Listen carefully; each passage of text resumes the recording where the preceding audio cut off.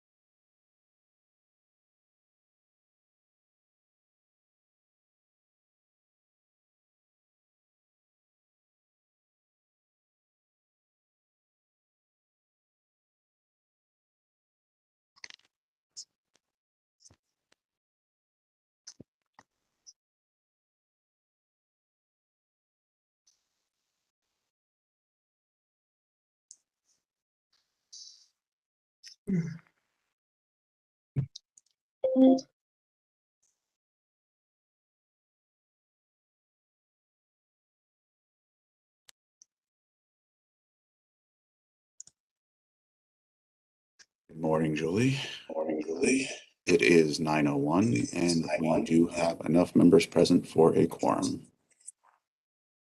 Excellent. All right. We will begin and ask everyone to put their phone on mute if you are not speaking at this time. I do hear a little reverb. All right. We'd like to welcome everyone to the January 12th, 2023 Landmarks Commission meeting. It is nice to see everyone, even if it continues to be virtually. In compliance with notification requirements of Ohio Open Meeting Law and Section 101.021 of the Codified Ordinances of Cleveland, Ohio, 1976, notice of this meeting has been publicly posted. All boards and commissions under the purview of the City Planning Department conducts its meetings according to Robert's Rule of Order. Actions during the meeting will be taken by voice vote. Abstentions from any vote due to a conflict of interest should be stated for the record prior to taking any vote. In order to ensure that everyone participating in the meeting has the opportunity to be heard, we ask that everyone keeps their microphone on mute and we ask you then to use the raised hand feature before asking a question or making a comment. The raised hand feature can be found in the participants panel on the desktop and mobile version and activated by clicking the hand icon. Please wait for the chair or facilitator to recognize you and be sure to select unmute and announce yourself before you speak. When finished speaking, please lower your hand by clicking the raised hand icon again and muting your microphone. We will also be utilizing the chat feature to communicate with participants. The chat feature can be activated by clicking the chat button located on the bottom of the WebEx screen. Call-in users can unmute by using *6. All meeting activities are being recorded via the WebEx platform. These proceedings are also being live streamed via YouTube. All requests to speak on a particular matter via our website and email have been considered. We have also received emails from those who have provided written comment on a particular matter. Before we move to roll, I'd like to hand it off to Mr. Munson to add some additional feedback to the preamble.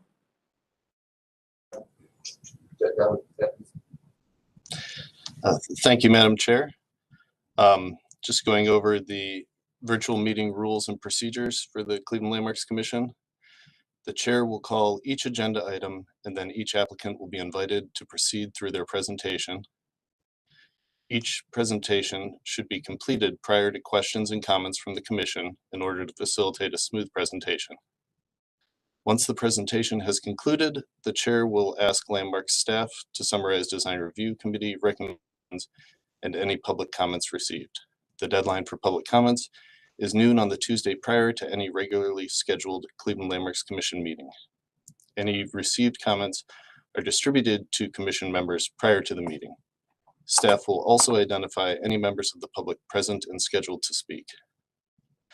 Public comment is allowed at the discretion of the chair, and any individual providing public comment is permitted 2 minutes to speak to the agenda item in which they have an interest. The chair will then request a recommendation from staff. The commission will then begin deliberations and project review.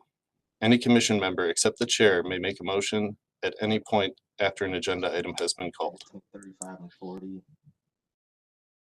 Now, move on to roll call. Just a quick point of order. Madam Chair, please call the meeting to order. Oh, boy. I was given an exact number of 36, but I was Julie has not yet the up or down. called the meeting to order. Apologize, I didn't realize my microphone was on mute.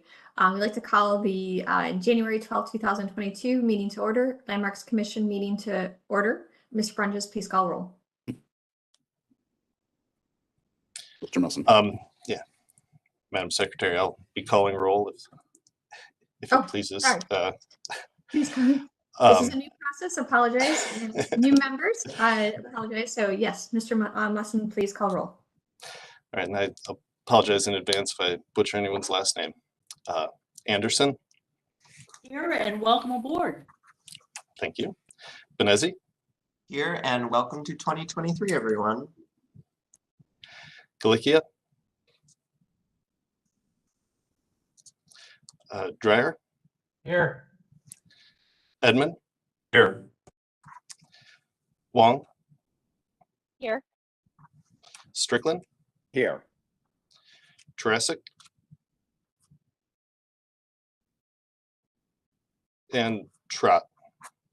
Here. Madam Chair, in addition to the commission members, we have Kevin Roberts, our representative from the Law Department, as well as Jessica Beam and Carl Brunges from the Landmarks staff are all present. Excellent. Thank you. So with roll being done, we can move on to the elections of officers for the 2023-2024 term.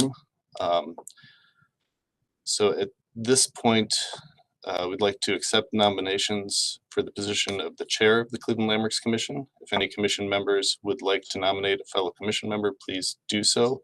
Once nominations have been made, we will take a vote.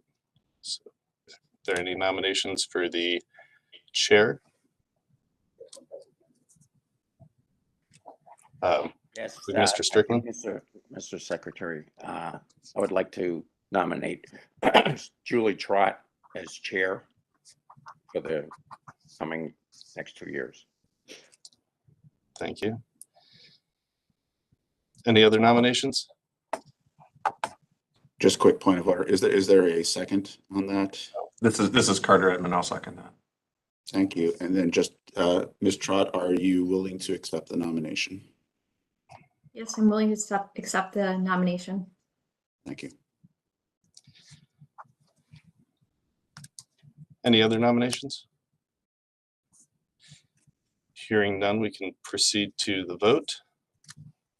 Anderson, Yes. Benezi, Yes. Dryer, Yes. Edmund, Yes. Wong, Yes. Strickland, and Trot. Oh, Tarasic. Let's see. Is Tarasic present? You're muted, Mr. Tarasic. We can't hear you.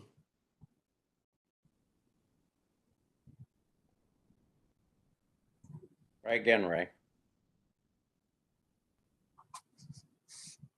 I would say if you're in favor, would you like to say yes with a thumbs up? Or there you go. I think work on the audio issues then.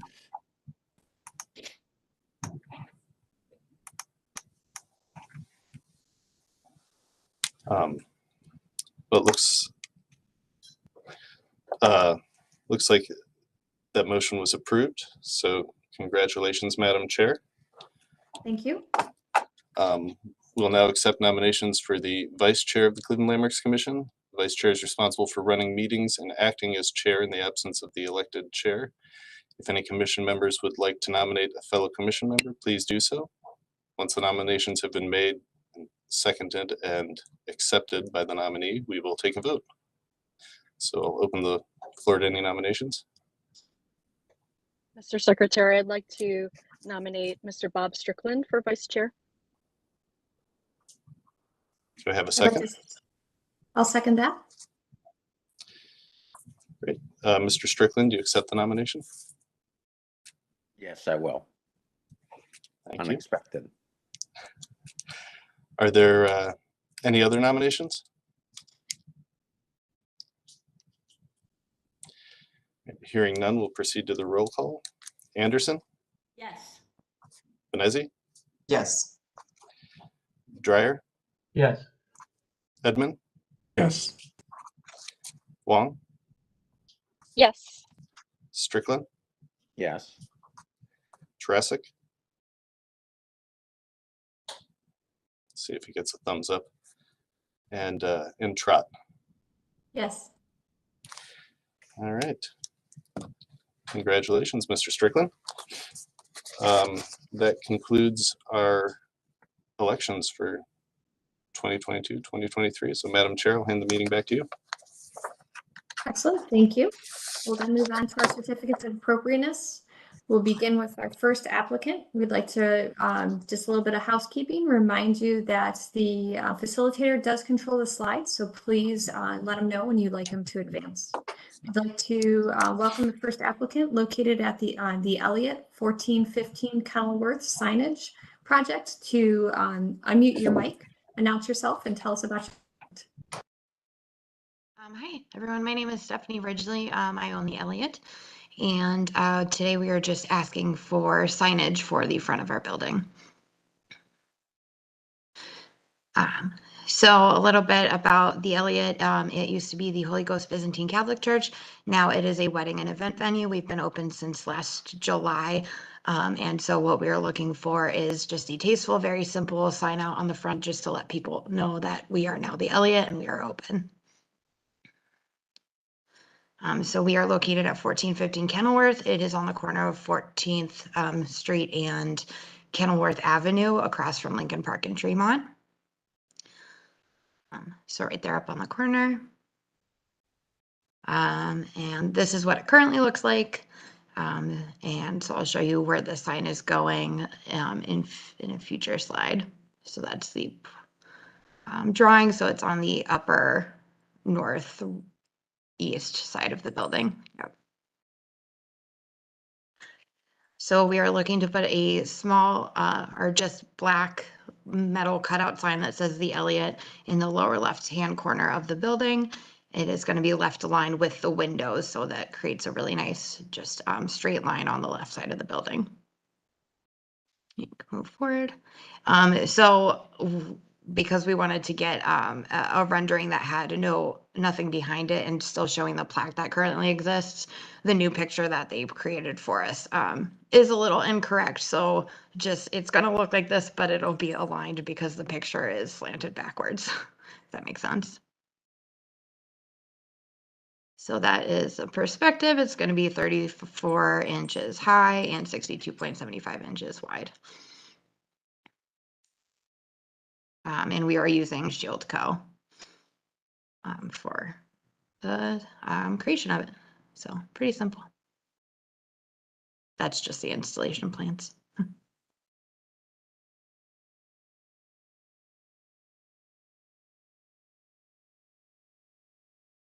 So thank you for the presentation. We'll move on to staff report.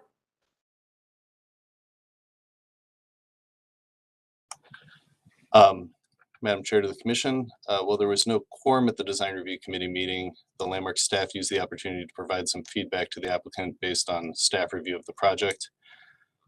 We've recommended some slight adjustments to the scale and location of the sign, all of which appear to have been incorporated into the proposal before you today. One thing that was discussed was whether these letters should be direct pin mounted into mortar joints, or if it would be easier to have a panel behind them to make for less intrusions into the masonry. But staff would recommend approval of this project as presented. Excellent, thank you. We will now open up the floor to the Commission for questions and comments. Mr. Edmond? Thank you, Madam Chair. I have a couple of questions. You mentioned the plaque that currently exists. Is the plaque, it actually looks like that's sort of a cornerstone. Is that what you were referring to? And is there going to be any change to that? No, that is the cornerstone and there won't be any change. Okay. And then, so the idea is these are flat metal, these are not channel letters, they're flat metal on standoffs, right, is the idea. And I would just reiterate the staff's comments that the attachment to the wall is very important, how that's done, and that's reversible. And it would be very important to attach into the mortar joints themselves and not into the brick itself. Is there any lighting that's anticipated as part of this? Okay. No. And then the justification, the alignment to the window, it's a little tricky because that kind of cornerstone is in the corner. In the elevation, it looks like it might work better if the lettering was center justified. I'm not sure if that would really work, but it might be worth playing with the composition of the letters in relation to not just the window, but sort of that section of the building as a whole. It looks like it could use a little tweaking. That's not a requirement. That's just a kind of a suggestion. Other than that, I don't really have any other comments. Thank you. Thank you, Mr. Edmond. Ms. Anderson? Thank you, Madam Chair. I really like the elegance and simplicity of your sign. I think the font choice was wonderful, that the building speaks for itself. So, you don't have to have any huge lighted sign. I understand that. My recommendations are going to be really in the form of tweaking. I don't mind that everything is lined up and justified the way it is. I think it might work a little better if it was framed more by the space. In other words, lowering it slightly below that window, maybe bringing the letters just a little closer together vertically, so that I'm sorry about my dog. So that there's just a little more framing and space around the letters. And I understand why you have to line them up with the window, because in this drawing it doesn't show it, but there is a cornerstone there.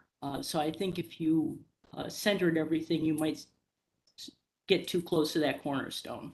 So those are my comments, and sorry about the dog. Thank you, Ms. Anderson.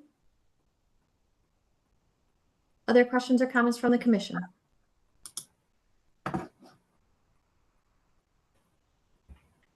I will echo what the others have said. I think the justification and or the scale of the lettering may need a little bit of adjustment, but I am in support of the proposal.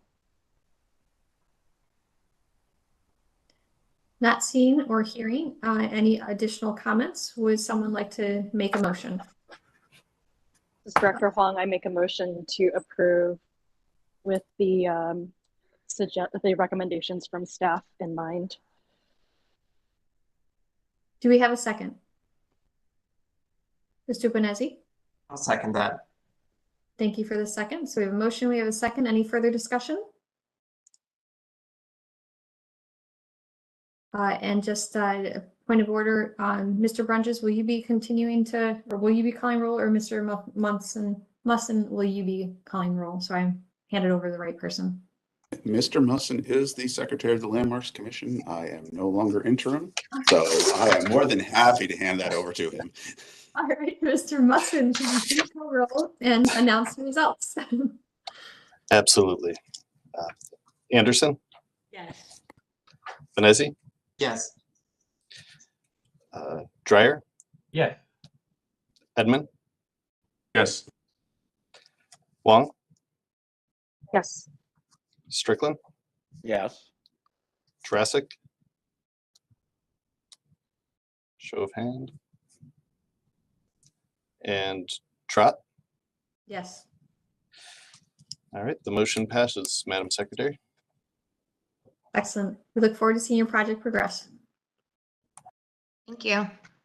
Thank you. We'll then move on to our next applicant.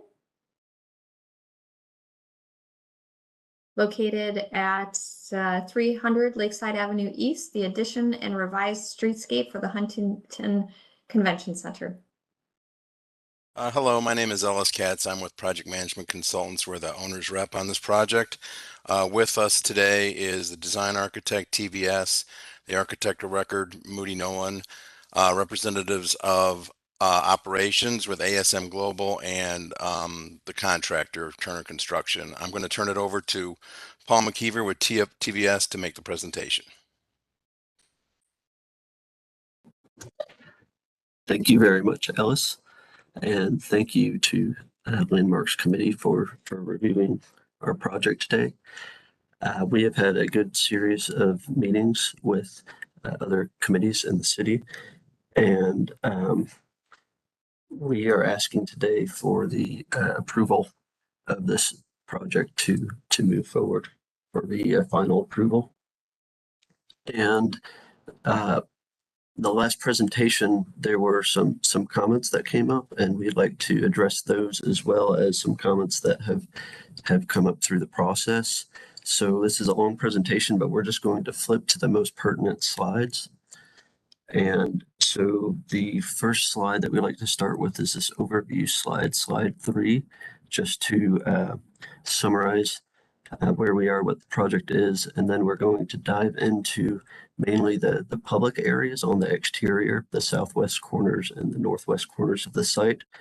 But just as a summary, so we are converting the former Medical Mart building into a conference center, which will be part of the Huntington Convention Center.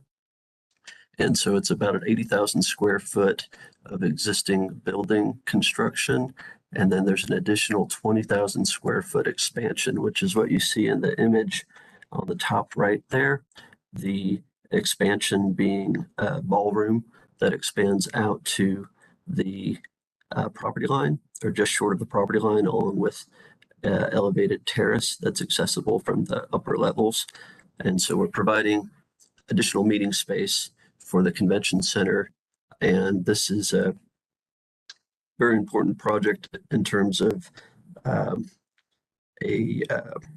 there's a convention that is coming up in 2024, which is kind of the convention center convention. So all the convention people will be there. So from a schedule standpoint, we're looking to complete the project prior to that convention.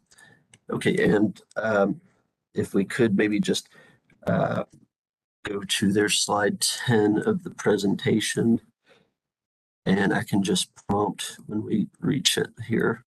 We can keep going. Okay, so you can see the floor plan in the top left, the highlighted area. It's the floor plan for the building and the site. And then at the northwest corner of the site, Ontario and St. Clair, it's a new public landscaped area. And then on the northeast corner of the site is another landscaped area, which also is where we have access to the building for service directly into the ballroom. And so the expansion is essentially that ballroom space in orange is being expanded out to Ontario, and it'll be 20,000 square foot of contiguous ballroom space. Okay, can we go to the next slide, please? Okay, sorry, let's keep kind of going through here. A few more. Okay, here we go. Thank you. So on the top, we see the existing conditions plan, and on the bottom is the proposed plan. And from a site work and a demolition standpoint, on the top, we're really focusing on only demolishing what needs to be taken away in order to accommodate the new construction, which is essentially the landscaped areas, which will be disturbed.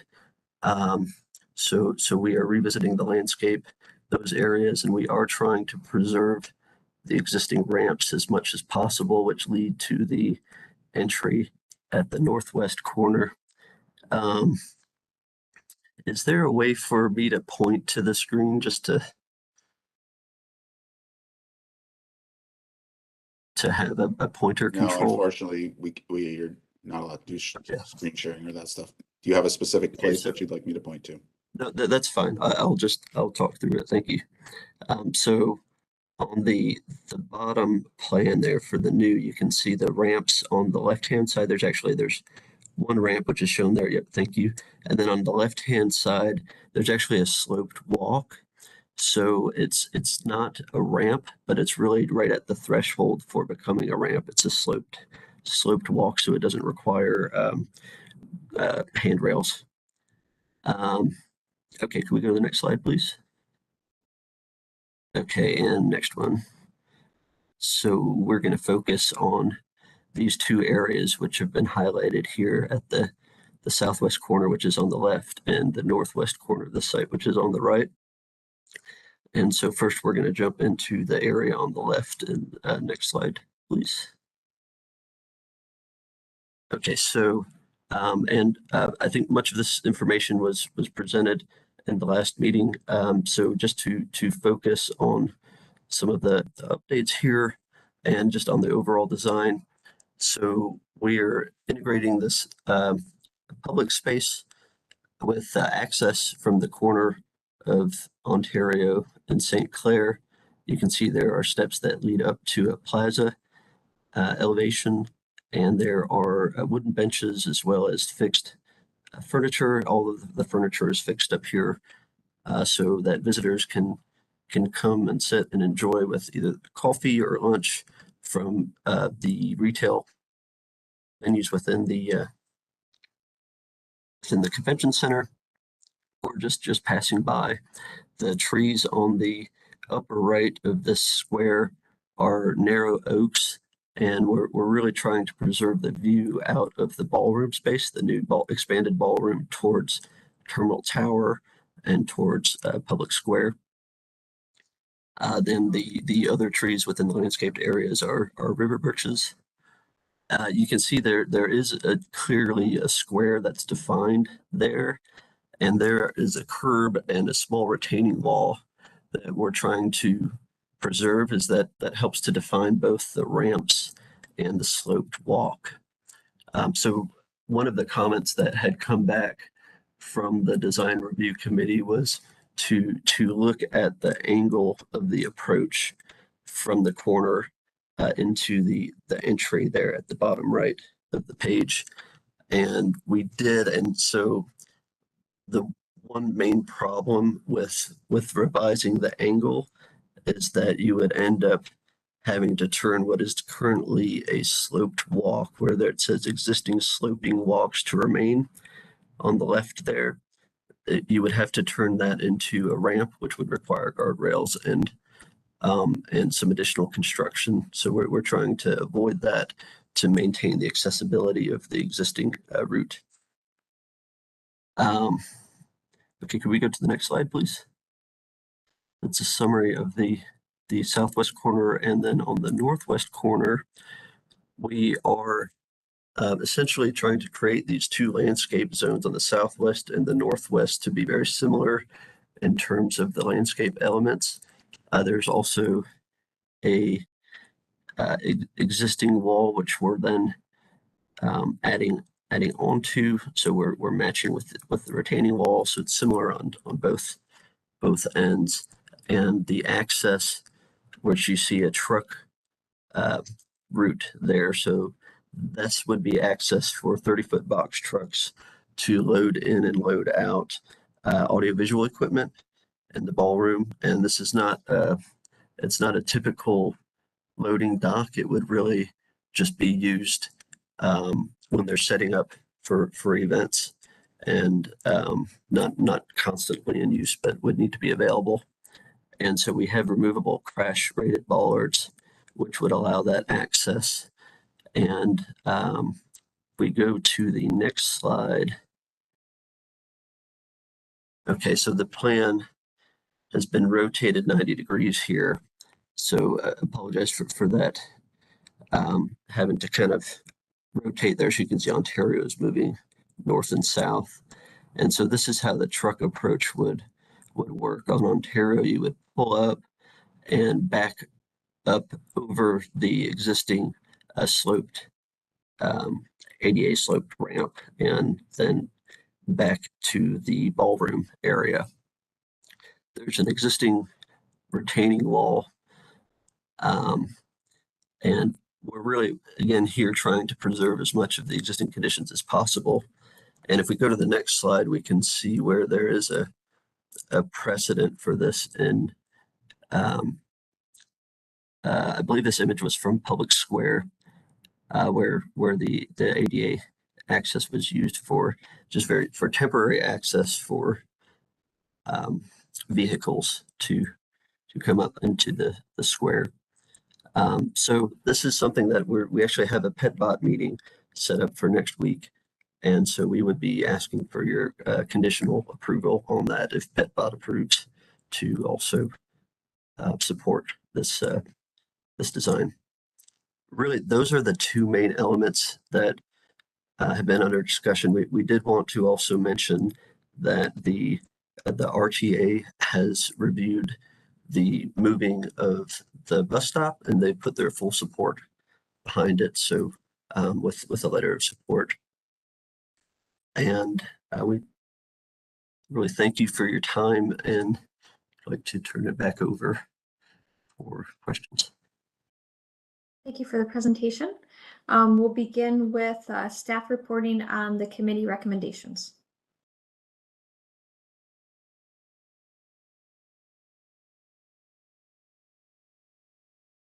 Madam Chair, the project was seen by the Downtown Flats Design Review Committee.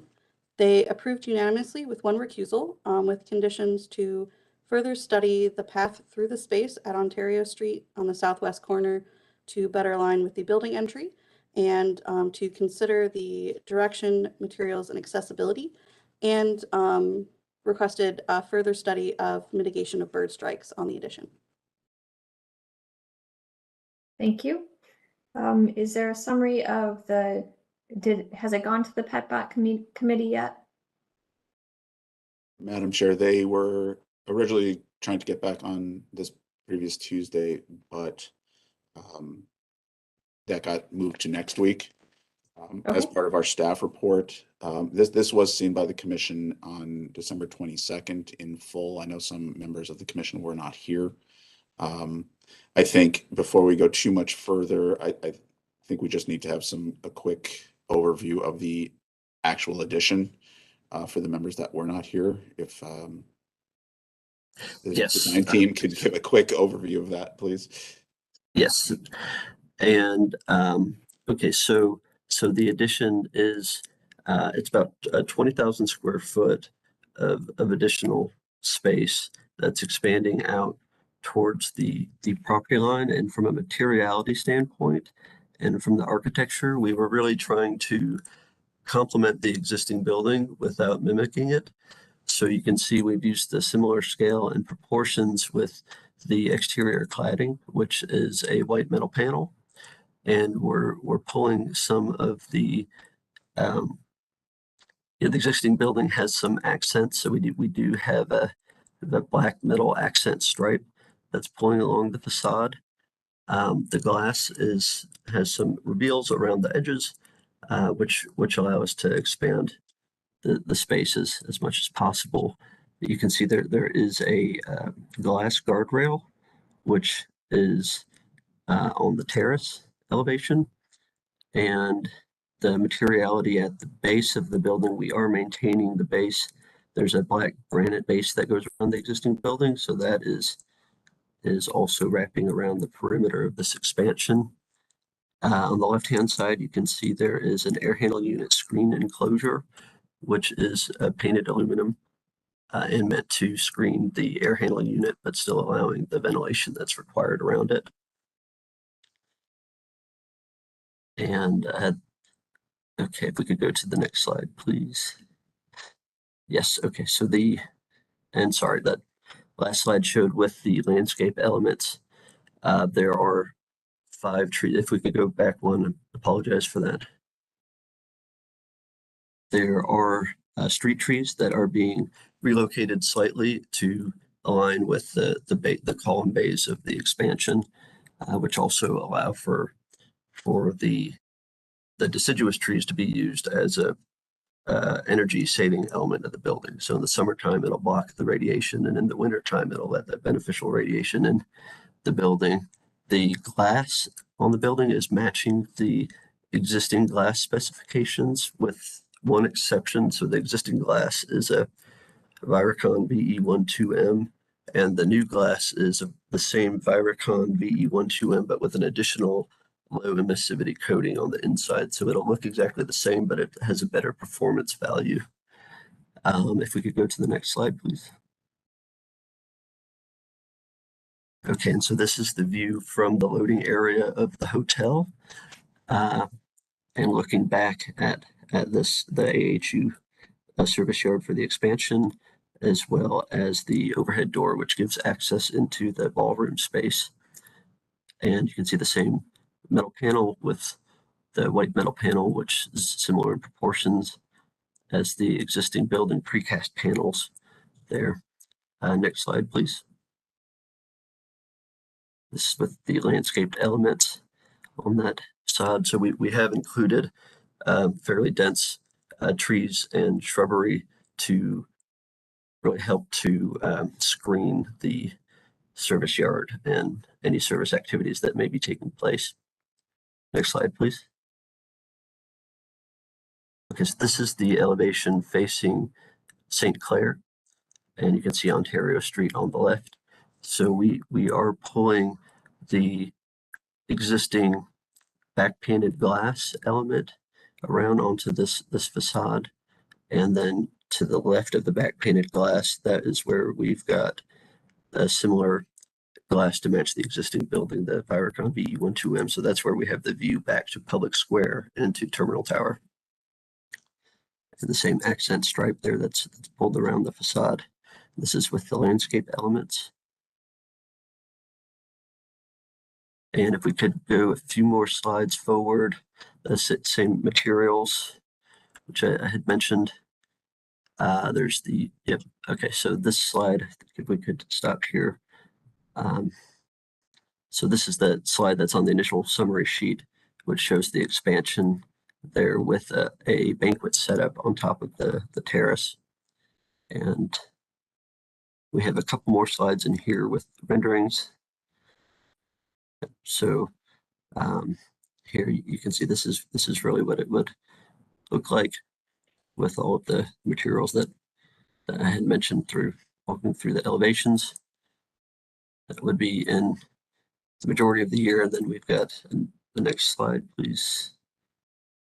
Okay, just without the trees to see the architecture of the building. And if we go one more, and then this would be the view in the wintertime.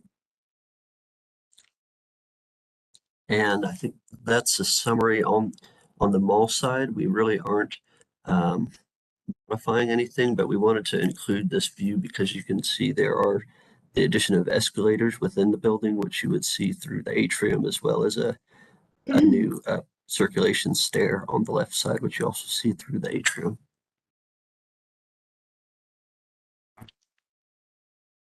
And then the elevated terrace. So you can see this set up for a banquet style event. And then the next slide shows if there is a need to be protected from the elements, then we have tent tie downs, which will allow the convention and events people to set up tents for events on the terrace. Okay, and yep, and that would be just one more view of the terrace set up for a banquet at night.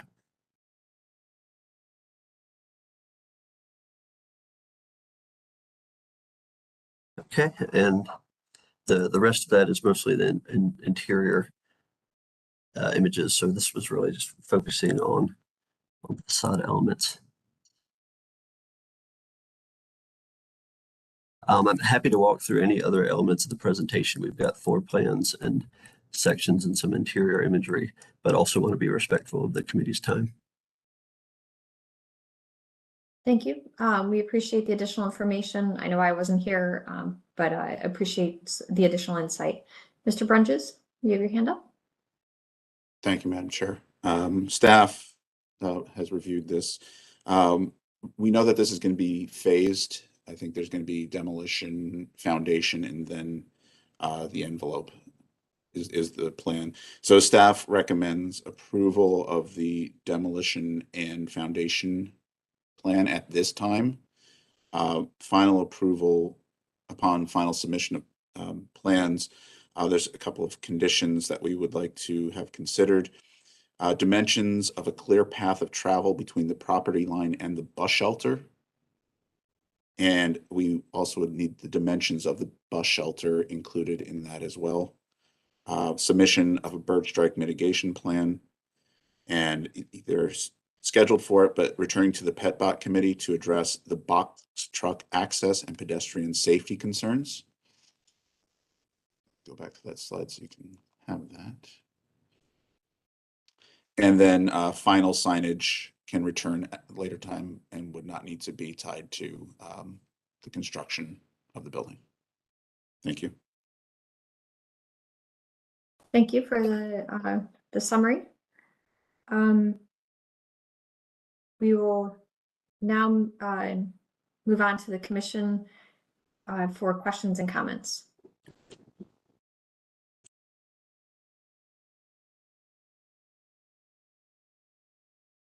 Mr. Edmond. Thank you, Madam Chair. Just a clarification, we're only reviewing the streetscape landscape today. Is that correct?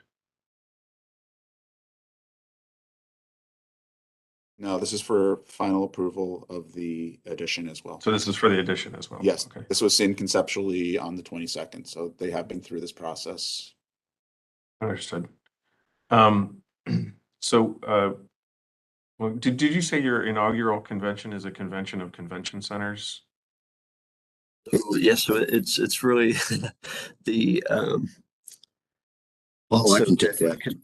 Yep, please. So it is the American Society of Association Executives. So it's actually the largest meeting of decision makers that bring conventions to cities. Right. Well, that's very meta. So just a couple of comments on and it sounded like staff had a similar comment about the truck entry into the loading dock. It looks like a pretty challenging pathway, and it also involves turning into a second lane and backing up on Ontario. And I don't know if you looked at any possibilities of driving into the access drive and then backing in from there. I don't know if the turning radii work, but it looks like you're sort of asking for some trouble trying to get the trucks backing in through that S curve. So I'm glad that they asked you to take a look at that. And I don't know, you have another meeting to review that, but that's certainly a concern. And then in that same area, there's the retaining wall. And just for my visual clarification, and then where that retaining wall is the street side is the high side, and then the loading dock side is the low side. Is that correct? Is that to get you down the grade for the loading dock? Yes, so the retaining wall in blue there, the street is actually lower. Street so is lower. if you look, yes, and if you look at the image on the lower right-hand corner, there's an existing retaining wall there. It would be at about the same elevation there. It's about 1.5 feet or 2 feet off of the ground. Okay, but this is a new retaining wall in the same or similar location? Yes. Okay, and what's the facing material of your new retaining wall?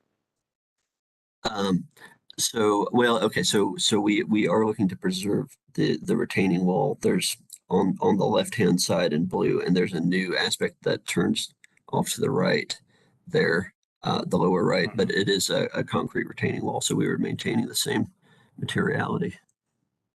Okay. Thanks. That's but it will be screened by shrubs in front of it. Thanks. That's all my comments for now. Thank you.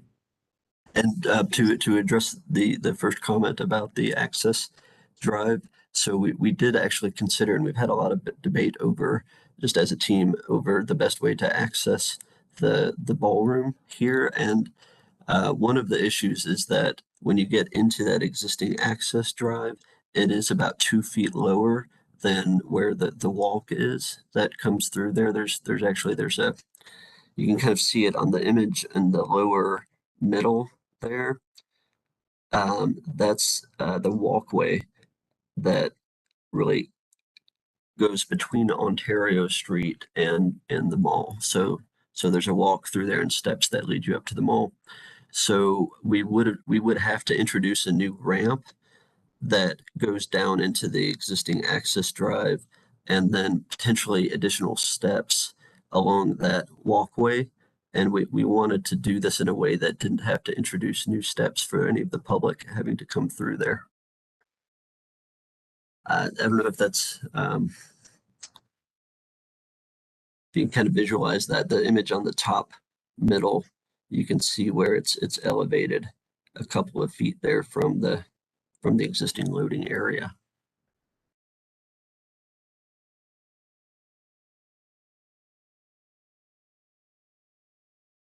Right. Thank you for that explanation. It does appear that I may have overlooked.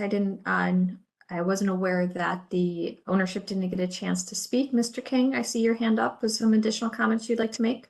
Yes, thank you. Going back to the bird strike issue, what we would like to do is have it, instead of having it contingent upon a mitigation plan, rather have it contingent upon a study. As you can see from some of the elevations, this is only 2 stories of facility hidden behind the Hilton Hotel and on the other side, Key Center. What we would is contingent upon a study, and based on the findings of the study, then a mitigation plan. Thank you. Right. Thank you for that feedback on that item. We'll then go back to questions or comments from the commission.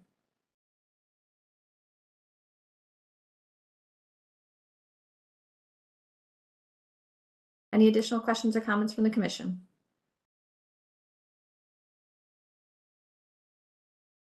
Well, since I didn't get a chance to review this last time, I think it's a very elegant solution, trying to integrate with a very unique building. I like how you have brought the materiality of the existing building to the new addition in a very minimalistic way, and trying to elevate the landscaping on this side of the building so that it really can be an extension of the public space. So I'm in support of the project.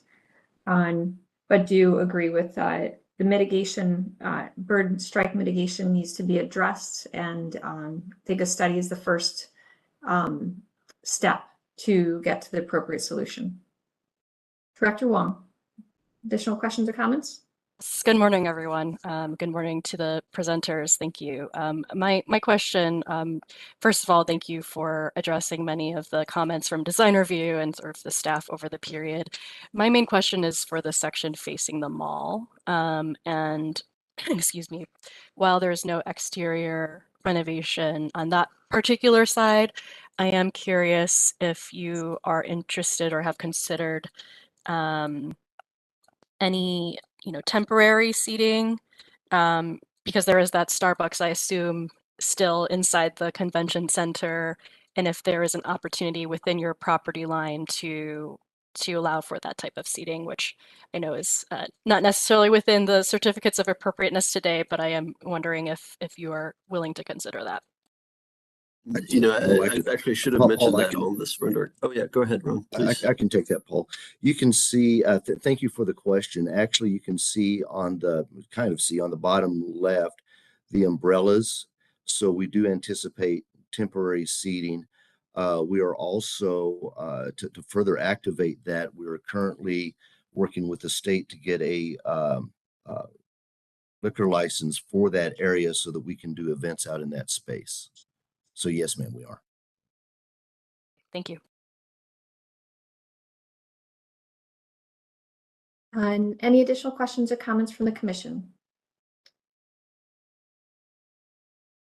Would someone like to put forward a motion?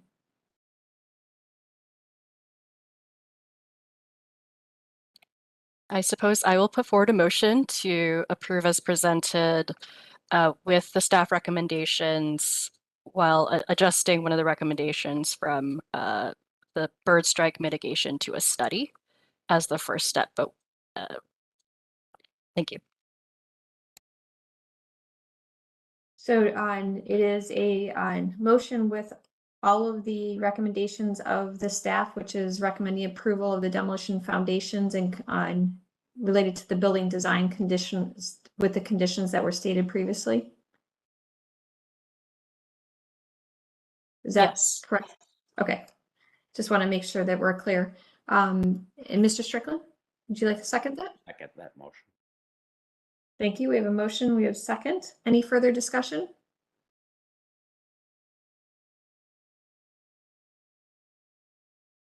All right. Mr. Musson, please call roll and announce the results. Anderson, Yes. Benezzi, Yes. Dreyer, Yes. Yes. Edmund, Wong, Yes. Strickland, Yes. Tracek, Yes. and Trot. Yes. Madam Chair, the motion is passed unanimously. Excellent. We look forward to seeing your project move forward. Thank you. Thank you very much. Thank you. We'll move on to our third applicant located 11101 Magnolia Avenue, addition and site renovations.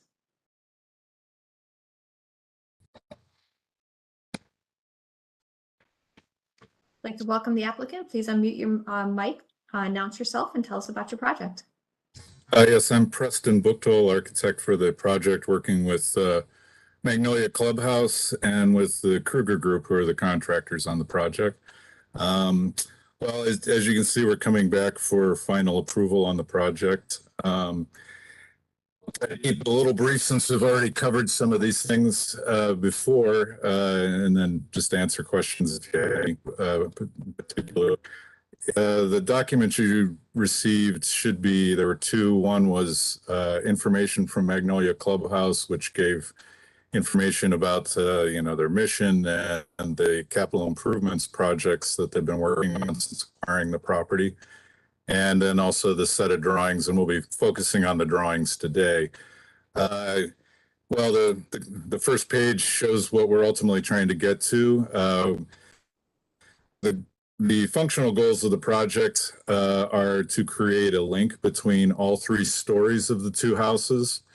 Also to provide some expansion space for programming, and also to create a first floor large common space, which is the area you see in the center there.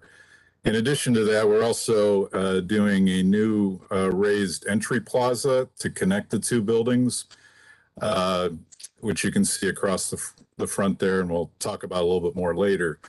If you can, well, I should say too, and as we've talked about before, many of you are familiar that I believe it was 2013, there was another proposal. There's a photo in the package from Magnolia Clubhouse if you wanted to see it, but for a connection, and there were some issues at the time, as I understand, from the Landmarks Commission, and ultimately the Magnolia Clubhouse had some concerns too about the appropriateness of it. So that's why we're back trying to come up with something else. As I had said previously during conceptual review, our approach is to do something respectful, but to kind of step back as best we can and let the 2 houses be the focal point or the stars of the project. They're beautiful, and we don't really want to compete with it. We're just, as I said, trying to do something respectful, but trying to downplay as best we can. If you can go ahead to page 5, Carl. Just a little bit about the existing, back one, I'm sorry. The existing property right now consists of the 2 mansions, the East House and the West House, which were completely renovated in 2018. Some of you may have had a tour of that during an informal discussion early on in the process. In 2009, a kitchen was added to the back of the East House. At that point, that was the architect who had done the previous connector between the buildings also did that. And they did anticipate the future connectors. So there's a elevator shaft. It's a 1-story addition, but there's an elevator shaft, which doesn't have an elevator at the moment, and exit stairs, which we would be extending up to the 2nd and 3rd floors of the building as part of our project. So the old carriage house in the upper left corner was turned into a clinic in 2014. You can go to the next page, please. The East House is primarily used by the members of the clubhouse for programming, many different things they have going on there. As you may have read in the information from Magnolia, the facility, provides meals for members. It also has other programming that involves job training to assist people moving out into the workplace and finding a place there. It also, they actually have a video production facility, which I believe it's a cable access show that they do. All that's contained in this building. And they obviously need a little more space for that. The materials on the building are brick with the distinguishing features of it being the mansard roof and the canopy, which you can see in the right-hand photo.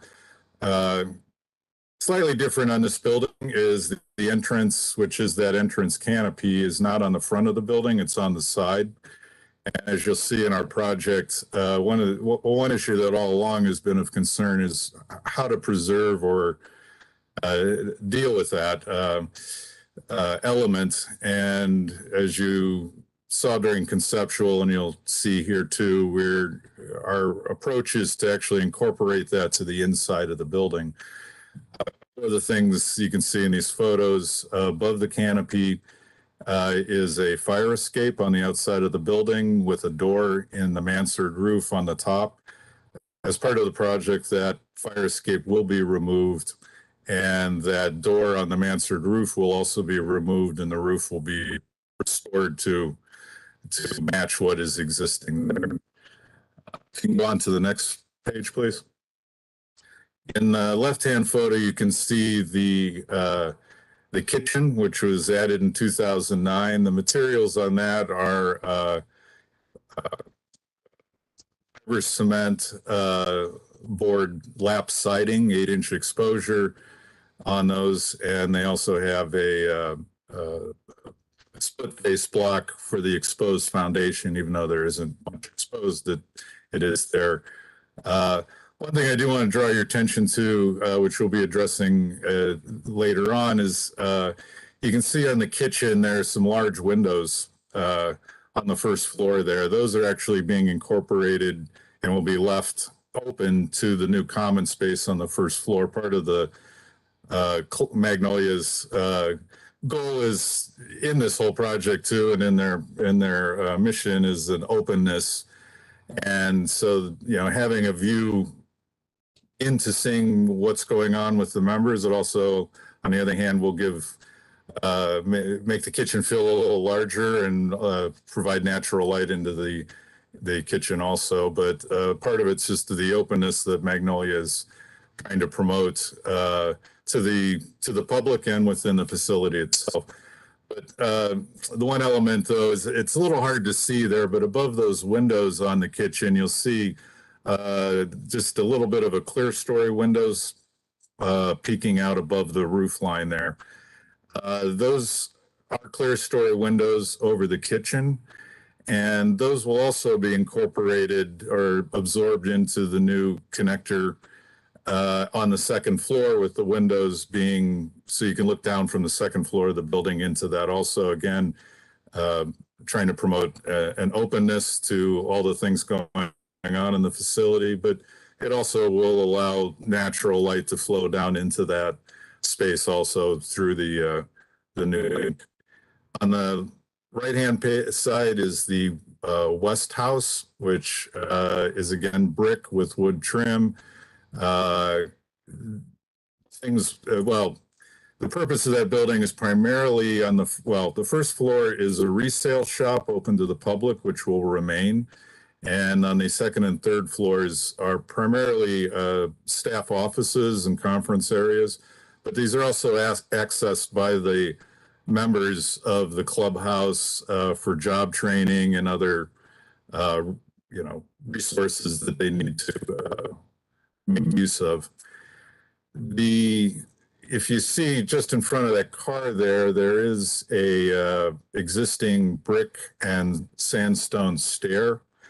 And you can see a bit too that there's a raised sort of plaza concrete area that's bermed up. When we get a little further along, you'll see that we're going to be replacing that stair. It's not in the best of shape. We'll be replacing with a new brick and stone stair to provide direct access to the resale shop.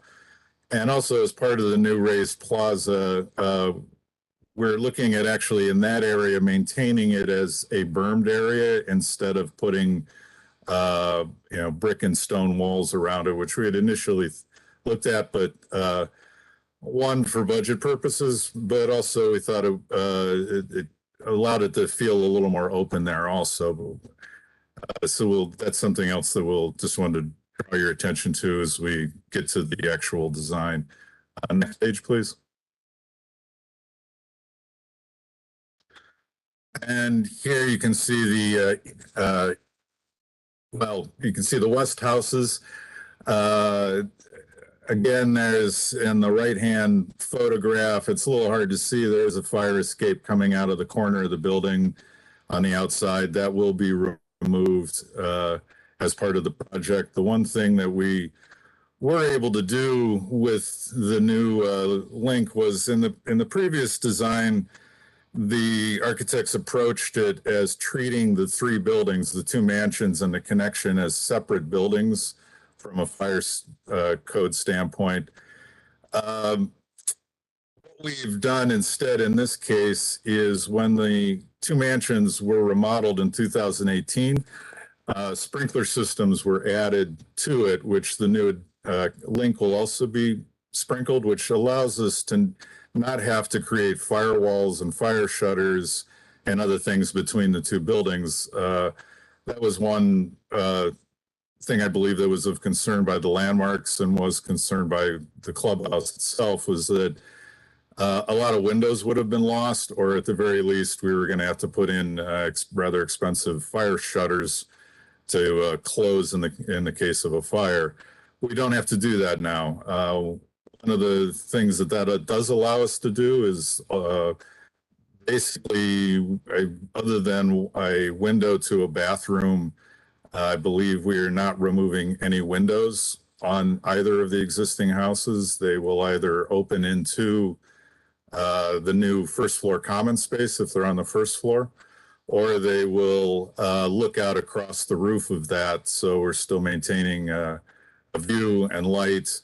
And again, in the common space on the first floor, it's to help promote that connection between all these buildings. And if you can go to the next page, please. This is just a site plan showing how our link is going to be added to it. If you can go on to the next page. This is the first floor plan. First floor consists of, again, a link between the two buildings, but also a large first floor common space with a high ceiling. Front is glass. It's where we're also, it'll be the new main entrance to the facility. The entrance on the left-hand side to the west building for the resale shop will be maintained. And as you can see in that drawing for the front entry plaza, we're putting in a new stair to line up and replace the one that we repair. The common space also holds a cafe, which will be open to the public. It's all part of, it'll be worked by members as part of their training program for work outside the facility. It'll be the reception desk will be there. And it's where we're also enclosing and incorporating that existing entrance canopy. So it'll be a focal point of the large common space. To the front there, you can see we're doing the raised plaza. As I said, in front of the West House, currently there were those entrance stairs, and there's a raised area that's achieved by berming and planting. We're going to maintain that and that approach to that side. On the right-hand side in front of the East House, right in front of it, there is a raised area. We're going to maintain that, but we're going to add a new central main stair with a ADA ramp going up to this new raised plaza, trying to connect it all the way across.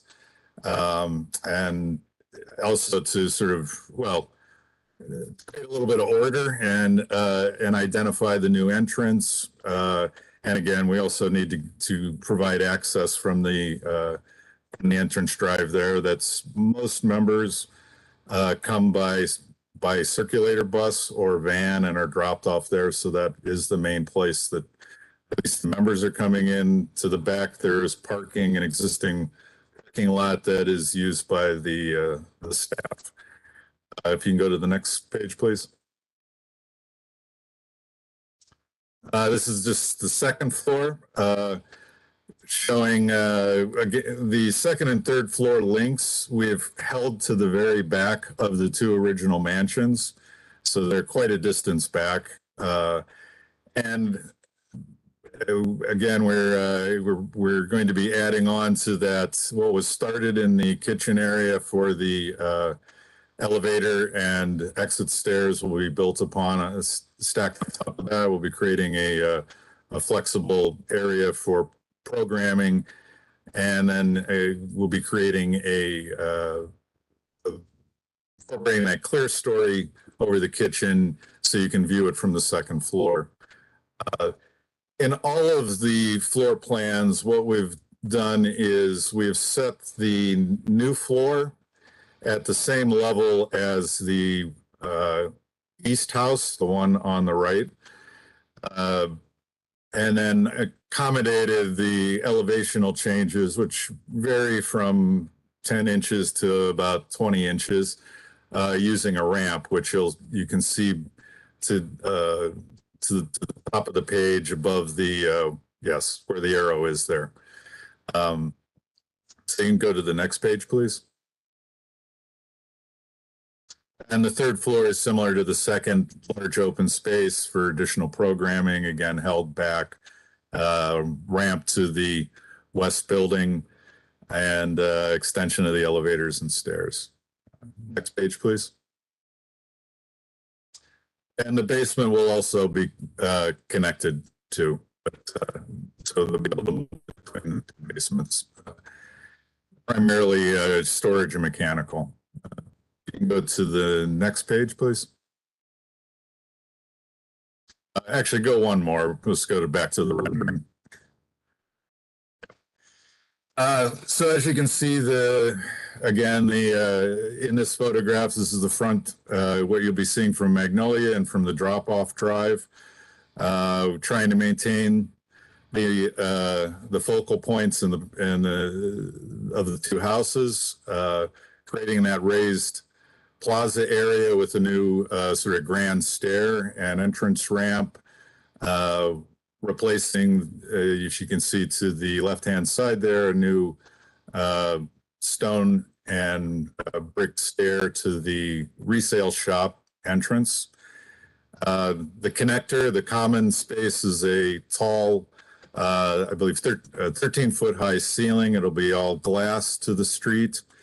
It does have a extension, a little canopy to protect the entrance from rain and as a sunscreen. You can see in the photo the connector, actually from your perspective of the street, you actually are only seeing the third floor of the link to the back. We'll get, there's a slide that shows it a little bit better, but I guess we can cover materials here too. For the front common space, of course, it'll primarily be glass. We are incorporating a little bit of brick. Both buildings' brick are very close to each other. We're going to match the brick of the West House on the left-hand side, because that is the only location where the brick will come in direct contact with any of the existing brick. Above the brick in the windows, we'll be doing a metal panel system, going with the darker gray to, again, to sort of downplay and fall back a little bit. On the link in the back, we're going to be using the hardy board siding, and like on the, well, picking up what was on the kitchen addition that was added and capping it off at the parapet with a metal panels again. There is, I guess, again, as a reference to something we'll talk about a little bit later, a question that came up during conceptual is, if the link on the second floor between the east house on the right-hand side and the new expansion and joining addition, you can see in the photo, and we'll talk about a little bit more, is just that there's a little bit of a link there. I don't know if you can even see it. I can see it, but I'm going to make reference to that again as we go on. So if you want to go to the next photo, please. Back of the building. On the back, we're going to be picking up on the split face block for what exposed foundation there is. Again, we'll be doing the cement board siding for the majority of the side of the building to match the existing kitchen area, and going with the darker metal panels for the parapet area, and going with a sort of lighter sandstone panels at the corners and at the staff entrance that you can see there. Next page, please. And these are just the east and west elevations. Again, the back of the building is, well, the whole link in the back is the cement board siding, darker metal panels at the parapets, and sandstone type panels at the corners. Next page, please. Actually, why don't we just step forward to the next one, the rendering. This is a section through the common space. Yeah. With the east house in the background, in it you can see the existing entrance canopy that we're going to be incorporating into that. It'll now be enclosed in the space. This rendering isn't the best at showing it, and it may, I think last time we had a couple questions of clarification. What the situation we have is that the existing and the floor elevation of that under that canopy on the exterior of the existing house is about 18 to 20 inches below the first floor of the east house. And again, we're going to be setting the new floors level with that. So what we've decided to do there is, we don't want to damage the existing entrance doors or any of that woodwork and glass work. So we're actually going to create just a sunken, there's steps going down into it, a sunken seating area. This common space will often have people waiting. It'll be a good place for people to wait for their bus or ride to come, which will be right out that door, and hopefully too just a nice place to sit. So the image is a little deceiving there, confusing potentially, but that's a recessed area under the existing canopy, so that we're preserving that all that woodwork and entrance door. Actually, here's probably a better photo to show it. Above that common space on the second floor, you can see a little bit of the new addition coming out to tie into the second floor. That's the existing house. That's something we'll be addressing here briefly. You can go to the next photo. This is just a little bit more in detail, the existing and new materials. On the left-hand side is the front of the building. As I said, we're matching the brick of the west building because it's what we don't have much brick, but we are coming in contact with that, and we felt that was the better one to match.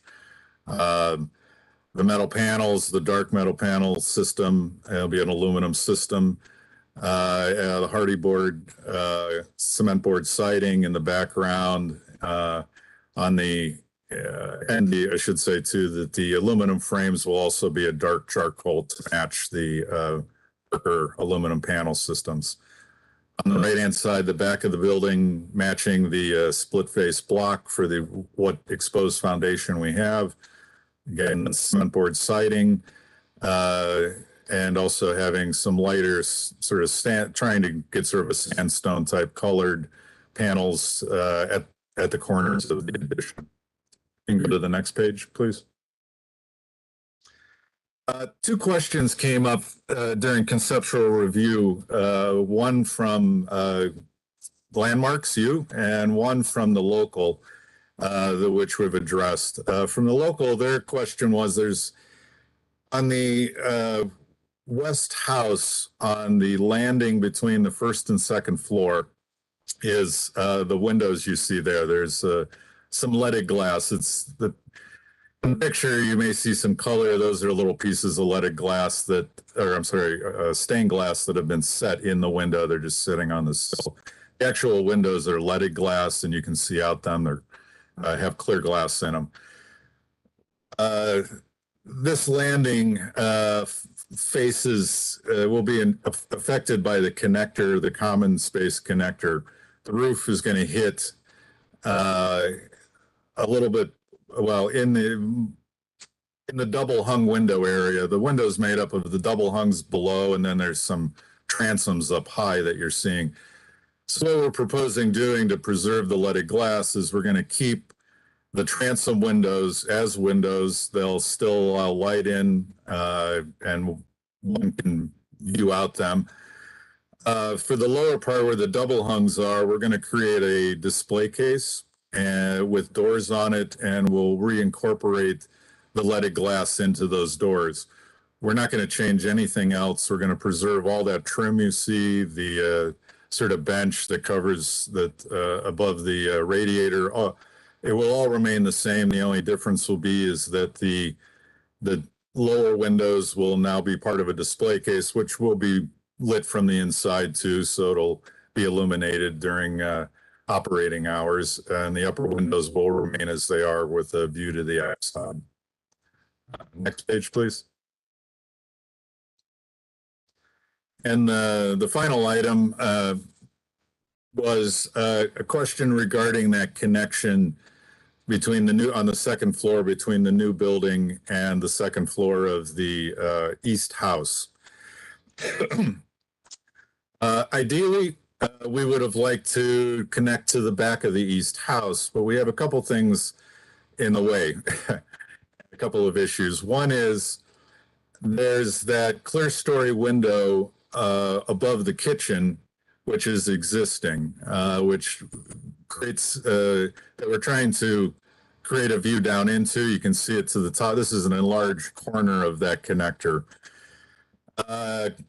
It's not impossible, but we could, but it creates some issues to try to connect through the back there. The other issue is that what's currently being used as an office, we'd like to preserve the office because it's important to the programming on that floor, but also it is one of the few rooms that still has the original built-ins in it. As you can see in the photograph in the upper left corner, it has an existing fireplace which has been preserved, and it's flanked by built-in benches on both sides.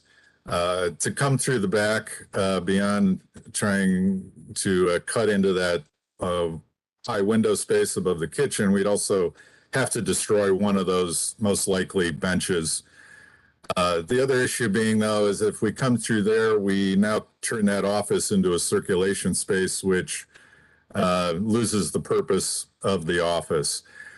As the building's currently set up, and you can see in the plan, is there's an existing corridor there now, which leads to the fire escape that I had mentioned as being removed, that's above the existing entrance canopy.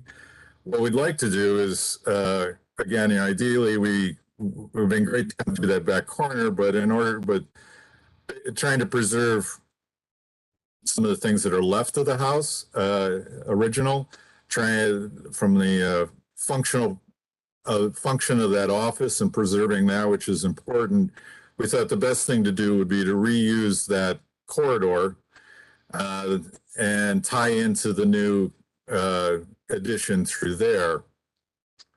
What we've done since the last time you saw it, original connector, the new connector, was a little over 10 foot wide. We have reduced it down to 6'8". As before, though, particularly toward the front, it's primarily glass to try to downplay it. We've also lowered the parapets above it. Actually, can we go back 2 pages, please? Sorry, one more. If you can see the parapet, the dark metal panels, we've dropped down so it ties in below the dental work of the existing building to try to downplay it again, to lessen its impact. Again, our ultimate goal is to make the two houses the focal points, and within the addition, we'd rather have the glass front be the focus. So we've been trying to downplay that connector as much as possible. We feel that for functional programming purposes and trying to preserve that existing house, in a sense, this is the lesser of the evils. And we, hope you feel this is an acceptable response to the connection there. And that's all I had to say right now. I'm happy to answer any questions you might have. Thank you for the presentation. We'll begin with staff report on design review committee recommendations. This project was reviewed by the Magnolia Wade Park, East Boulevard, and Grantwood Allotments Design Review Committee. They approved it unanimously as presented. The committee discussed some major concerns from previous versions that were addressed, and the display case for the leaded glass is a positive change. It was remarked that the preserved historic canopy will now only be able to be appreciated from the interior with the changes, but they did approve the presentation. Excellent, thank you.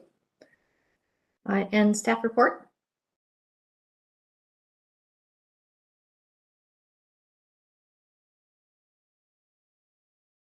Any additional feedback, Ms. Booth, from staff? Sorry, Madam Chair, I couldn't find my mouse on the screen. Yes, staff recommends approval. You know, as this project is developed, it's certainly taking into account the comments of the local committee and the commission. So we would recommend approval. Excellent, thank you. We'll then open up the floor to the commission for questions and comments. Mr. Strickland?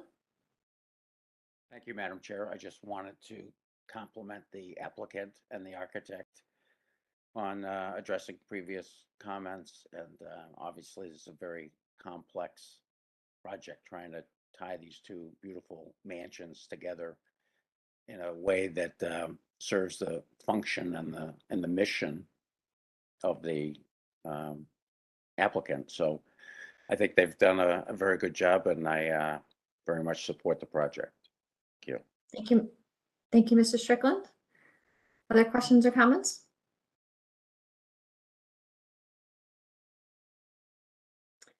I'll give my feedback now while I'm waiting to see if there's others that would like to respond. I appreciate your development on the project and your explanation of the connection points. I know it was probably me was one of the people that was pressing on that second floor connection. I still don't love it, but I understand it needs to be there. My feedback would be is that I would recommend revising the gray metal panels at the top of that second floor extension that connects to the east house. And I think my recommendation would be to allow the fiber cement to extend up to the coping to really minimize the visibility of that. You know, you've tried to design a very symmetrical connector from the public side as much as you can to really let the two historic buildings be the bookends of this development. And that gray metal panel, I'm sorry, catches my personal eye and distracts me from the overall, everything else was related to the design. So my recommendation is that I would change the gray metal panel to the fiber cement and just allow that to be a minimal, architectural element. Madam Chair, you're referring to the link in the back and the connector to the second floor, not the above the glass. Are you referring to that also? Carl, can you put your hand right back to where it was a second ago? Nope, down. Isn't the right? That's above the pavilion right there. That guy right there. Okay, the second floor link you're referring to. Correct, the second floor link. Okay. Were you referring also to the link in the back also being the metal panels, or the third floor? No, just the second floor right there is in. Okay. I know it's a very complex, program that you're trying to fit in here. So there, you do have a bunch of ins and outs, but it doesn't. I think the one from the public side of the building, this one here, is the one that I was referring to. Oh, sure. Would be happy to look at that. I can see what you're saying. That even just color wise would probably blend it in a little bit better and disappear a little bit more. So I'd be happy to look at that. Excellent. Thank you. Mr. Benezzi, additional questions or comments? Yes, thank you, Madam Chair. Having been my first time seeing this project, I just wanted to commend the applicant on such a thorough, really quite astounding in the complexity of trying to connect these two things. You've achieved this kind of like beautiful simplicity of just this thing that beautifully exists between the two of them. So I just wanted to commend you on that. And also the composition of all of your drawings is very nice. I don't think we compliment the drawings often, but when it's so clearly communicated and legible, it makes that much easier to understand the project. My only critique of the project was echoing the chair, which is that connector. on the second floor and rethinking about the necessity and the color of that metal panel.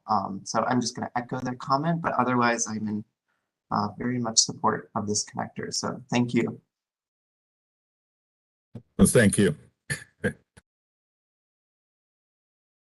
Other questions or comments from the commission? Director Wong? Hi, good morning to the applicants. I really do like how the sort of glass facade creates that openness to connect the two existing mansions. I do agree with the chair's comments about the color of the gray. I think we do want it to blend in and sort of exist sort of in that middle space more. And so I appreciate the chair's comments on that. And overall, well done. Thank you. Thank you, Director Wong. Other questions or comments? Would someone like to put forward a motion? Mr. Dryer.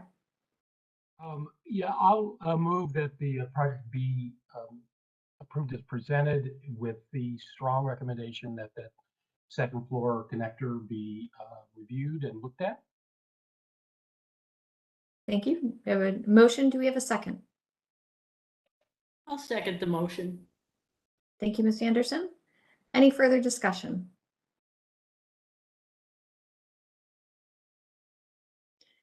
Not hearing any. Mr. Musson, please call roll and announce the results. Anderson, Yes. Benezi, Yes. Dryer, Yes. Edmund, Yes.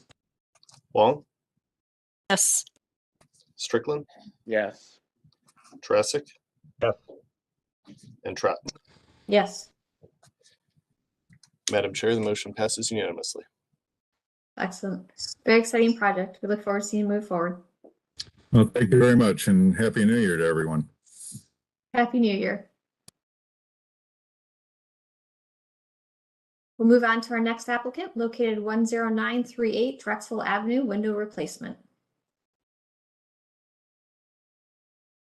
Hi, good morning, everyone. My name is TJ Shark. I'm with Window World, and this is a project that's pretty straightforward, not as elaborate as some of the other ones that we've seen or probably that you will see.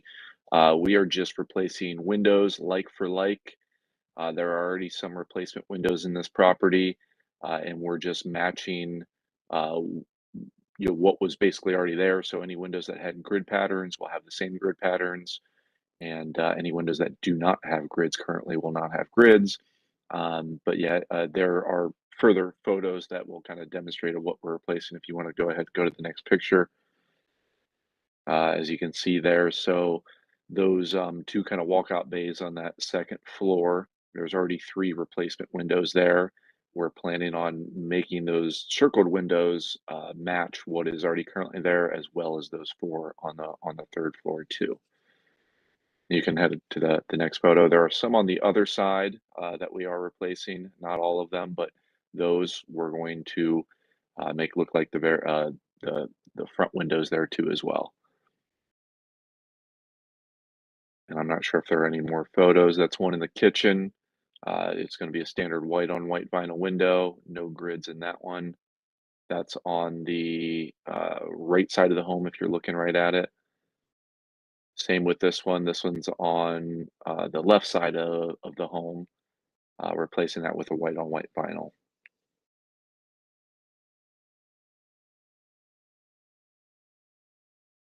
And then that's just our mock-up worksheet as far as our order form goes. Like I said, pretty standard, pretty straightforward. We've already been through a board approval process, and yeah, I think that about wraps it up.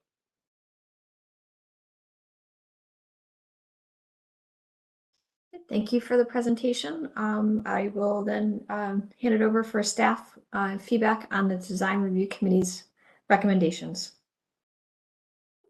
This project was seen by the Magnolia Wade Park East Boulevard Grantwood Allotments Design Review Committee. They approved it. They discussed the existing replaced windows that are vinyl and the type of windows replaced. They stated they generally prefer the wood or aluminum clad windows on the front of the home.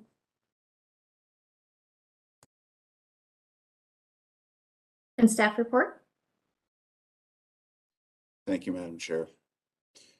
The proposal of installation of vinyl windows on primary facades of buildings is against the standard practice of the Landmarks Commission.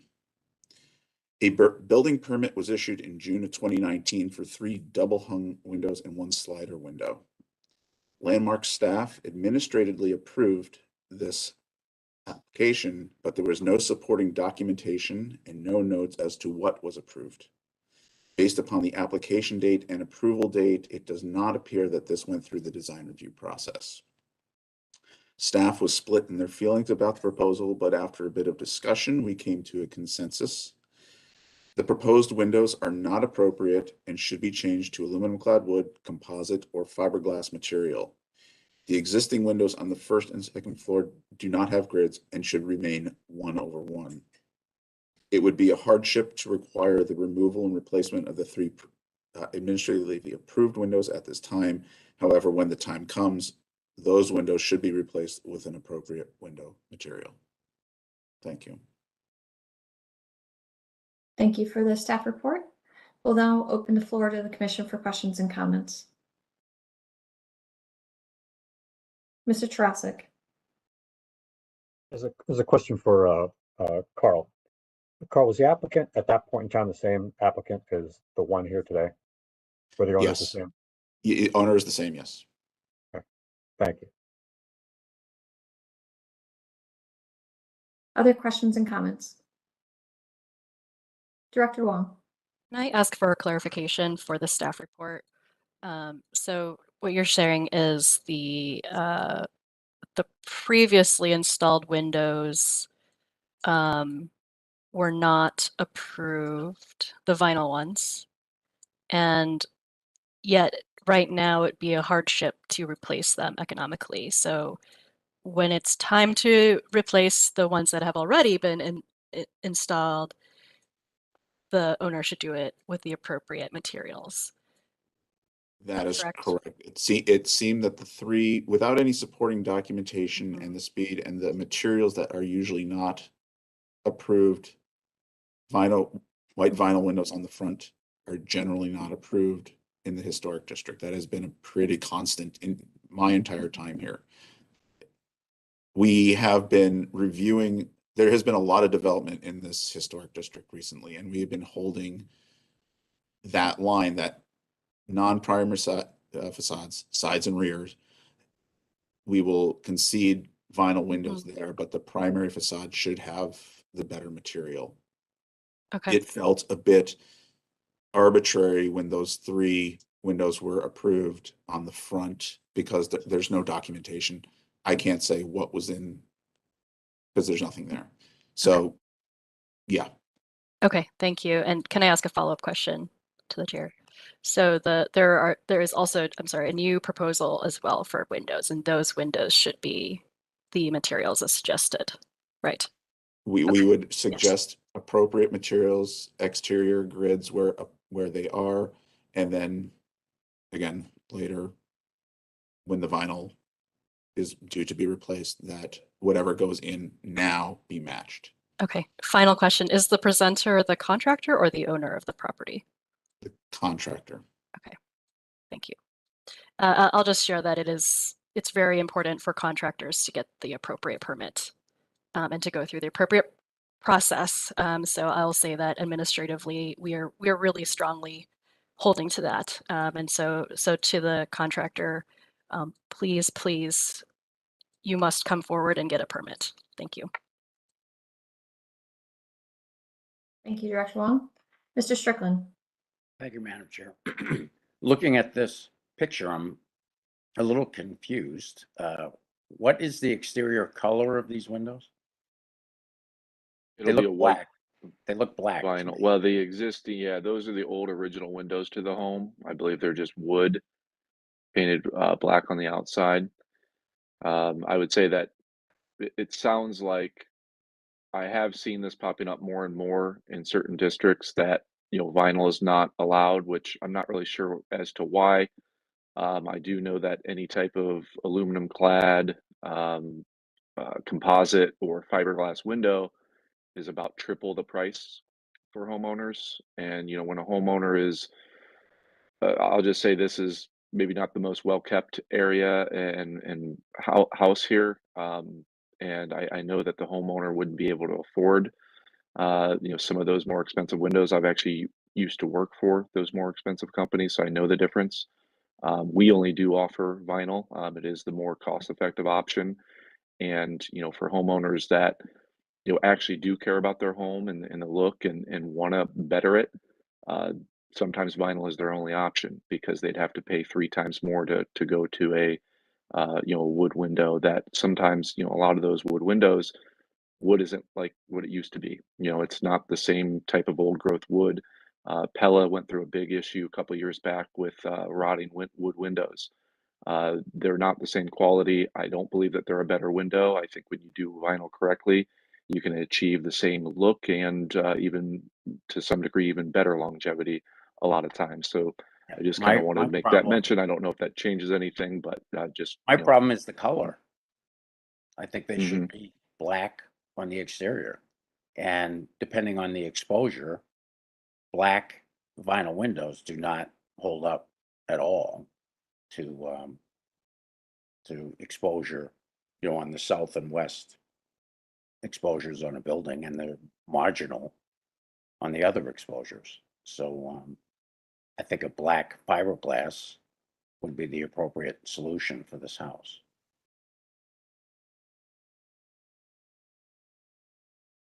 Thank you for that feedback, Ms. Strickland. Ms. Anderson?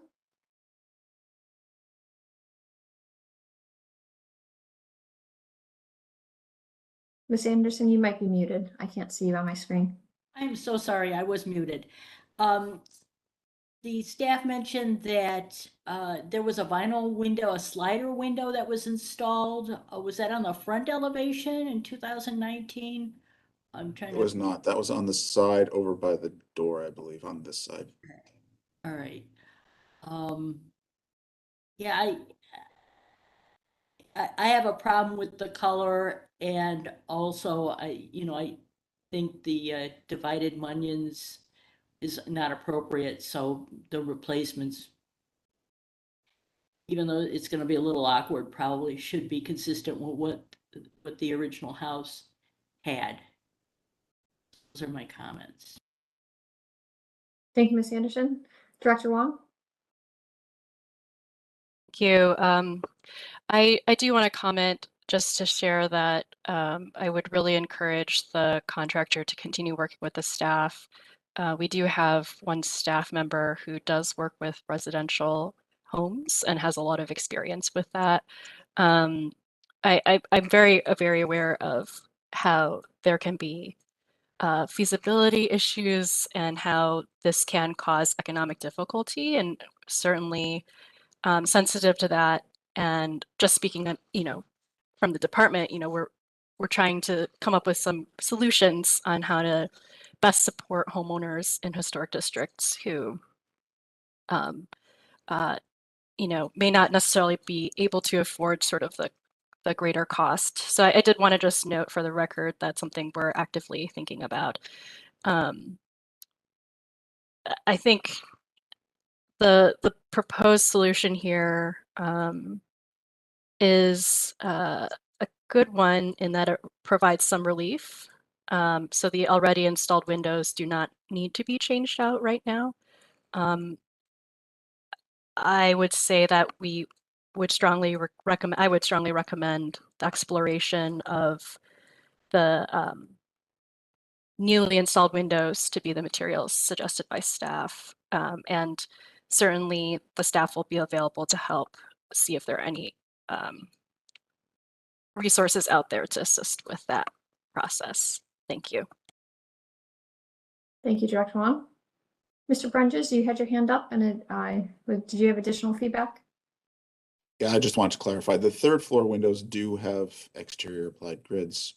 The second floor ones did not. The original ones are not. So that also was added incorrectly at the last installation for those vinyl windows. Okay, thank you for that clarification.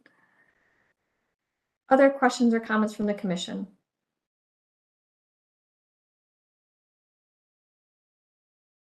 I guess my question is the owner present right now? I mean, I know you are the contractor, Mr. Shark presenting, but is the owner present?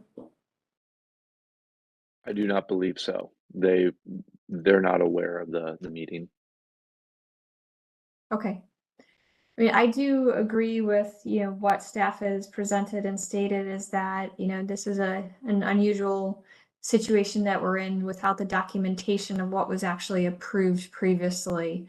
And now we are in that point of influx of having conflicting, information, but our stance is that it should be on primary elevations, typically metal clad composite or fiberglass. Which is demonstrated down the street. I don't at this time feel like I can support vinyl on the front of the building, based on that. So that's my personal opinion there. And I do agree with some of the comments that I think black would be more appropriate, for this location based on what is currently already there on the house versus the white vinyl. And then finally, the muttons, that I do agree that the mutton patterns, whatever material the window is selected, should match what is originally there versus what was installed more recently. So the historic configuration of the windows versus the current configuration of the windows, the new windows. So right now, I personally am not in support of the proposal. Ms. Anderson? Thank you. I have one quick question. I just want to get some clarification. Did the local design review committee approve this? They recommended for approval based on the existing windows on the home.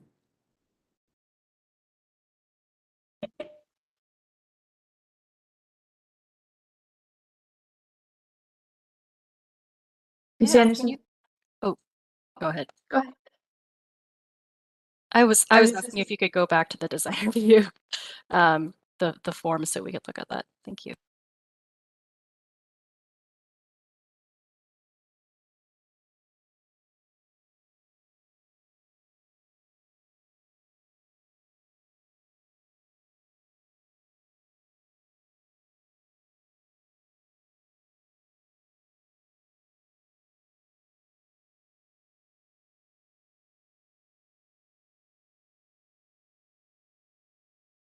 Okay. Director Wong, does that, do you have additional questions on that or would like to clarify anything? I'm still internalizing this, so yeah. No questions right now. Thank you. Okay. Ms. Anderson, your hand is still up, or did you have an additional question? Or comment? I can't get the raised hand function to come down. Sorry about that. No problem. There you go. It is down. Mr. Strickland? Thank you, Madam Chair. So consistent with our normal process, I would suggest that the applicant consider tabling this application for a certificate of appropriateness in this case and work with staff to come up with a solution that would be acceptable to the owner and to the commission rather than putting this for a vote at this time. I would agree with that recommendation. That's where I was just finishing reviewing the form myself and was going to say that. This would require approval from the applicant to table this to allow you the time to discuss this with the owner, the feedback that you've received today. Mr. Shark, do you agree with tabling this? The other option is we could go to a vote on, and you take the chances of it's approved or disapproved. Okay, just for further clarification, we're saying that just the front of the house cannot be vinyl, but the sides and the rear can be replacement vinyl windows? Correct. That is our typical stance that we'll make concessions on the sides or the rear, but I'm gonna let Mr. Brunges clarify more because I see his hand up. Thank you, Madam Chair. I believe this is a corner lot, so it's primary facades. So on a corner lot, there's the two sides to consider. Thank you for that clarification. Okay, so for this example, it would be the front of the home and that left side of the home, since it is on a corner lot. Okay. I'll say that us here at Window World wouldn't be able to, unfortunately, we wouldn't be able to help this client out other than the only window that we do offer is vinyl. Same with a lot of the other entities out there. So yeah, we may just have to go back to the client and remove ourselves from doing the project. We understand that's it is a situation that puts it in an unusual circumstance, but these are the requirements for this area. One question of clarification, is this an owner occupied home or is this a rental? Owner occupied. Okay, thank you for clarifying that. So based on the feedback that you've received, do we have your permission to table this to allow you some time to review this with the owner? Yes. All right, thank you. Then I would ask a motion from the commission. Mr. Brunges. I'll motion to table. All right, to finish the motion, sorry, I asked for the motion before I saw Mr. Brunges. We'll finish that sequence. Do we have a second on that motion? I'll second that. All right, thank you. We have a second. Further discussion, Mr. Brunges? Thank you. Just for procedure, I know if the contractor removes that, just click, they have applied for a building permit, and that is what triggered this review. If the contractor removes themselves from this project, it will void the permit application and it will have to start new. If they are not able to meet the requirements based upon the materials that they offer, would it be better to deny at this time and start the process over, because they're going to have to start over with a brand new permit? Thank you. It's interesting feedback.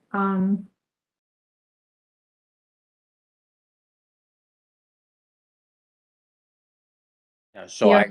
Madam Chair, I would suggest that I withdraw my motion to table. Okay, so you've withdrawn your motion to table. Mr. Carter, do you agree? Yes, I agree. Okay, so we have withdrawn the motion. Then we would move forward with if someone would like to put forward a motion on the project. All right, so I will put forth a motion to deny this certificate of appropriateness for this project as presented. So we have a motion. Do we have a second? I'll second that. All right. We have a motion. We have a second. Any further discussion?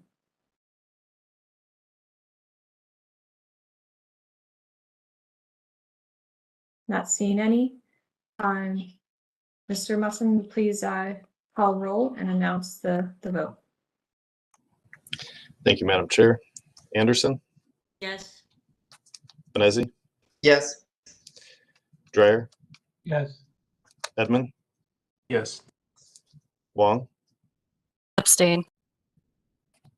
Strickland, Yes. Trasick, Yes. and Trot. Yes. Madam Chair, the motion to deny the certificate of appropriateness has passed.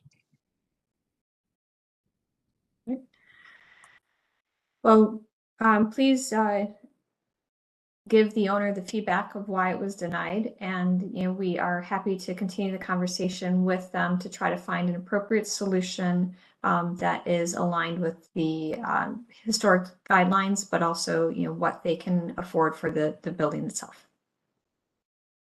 Okay, thank you. Thank you.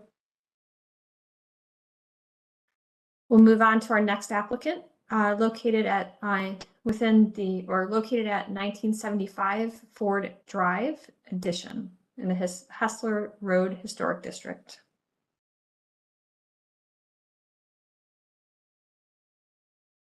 I'd like to welcome the applicant. Please unmute your mic, announce yourself, and tell us about your project. Thank you very much. This is Majid Makhlouf. I'm a partner with the law firm of Burns, Ochsner, and Greenberger. I was asked by the client, I'm outside legal counsel, land use and zoning counsel for the project. I was asked by the client to assist them with this project. I think they've faced some opposition that was represented by legal counsel, and they reached to me, and the question was, Majid, we want to do this the right way. Are we missing anything here?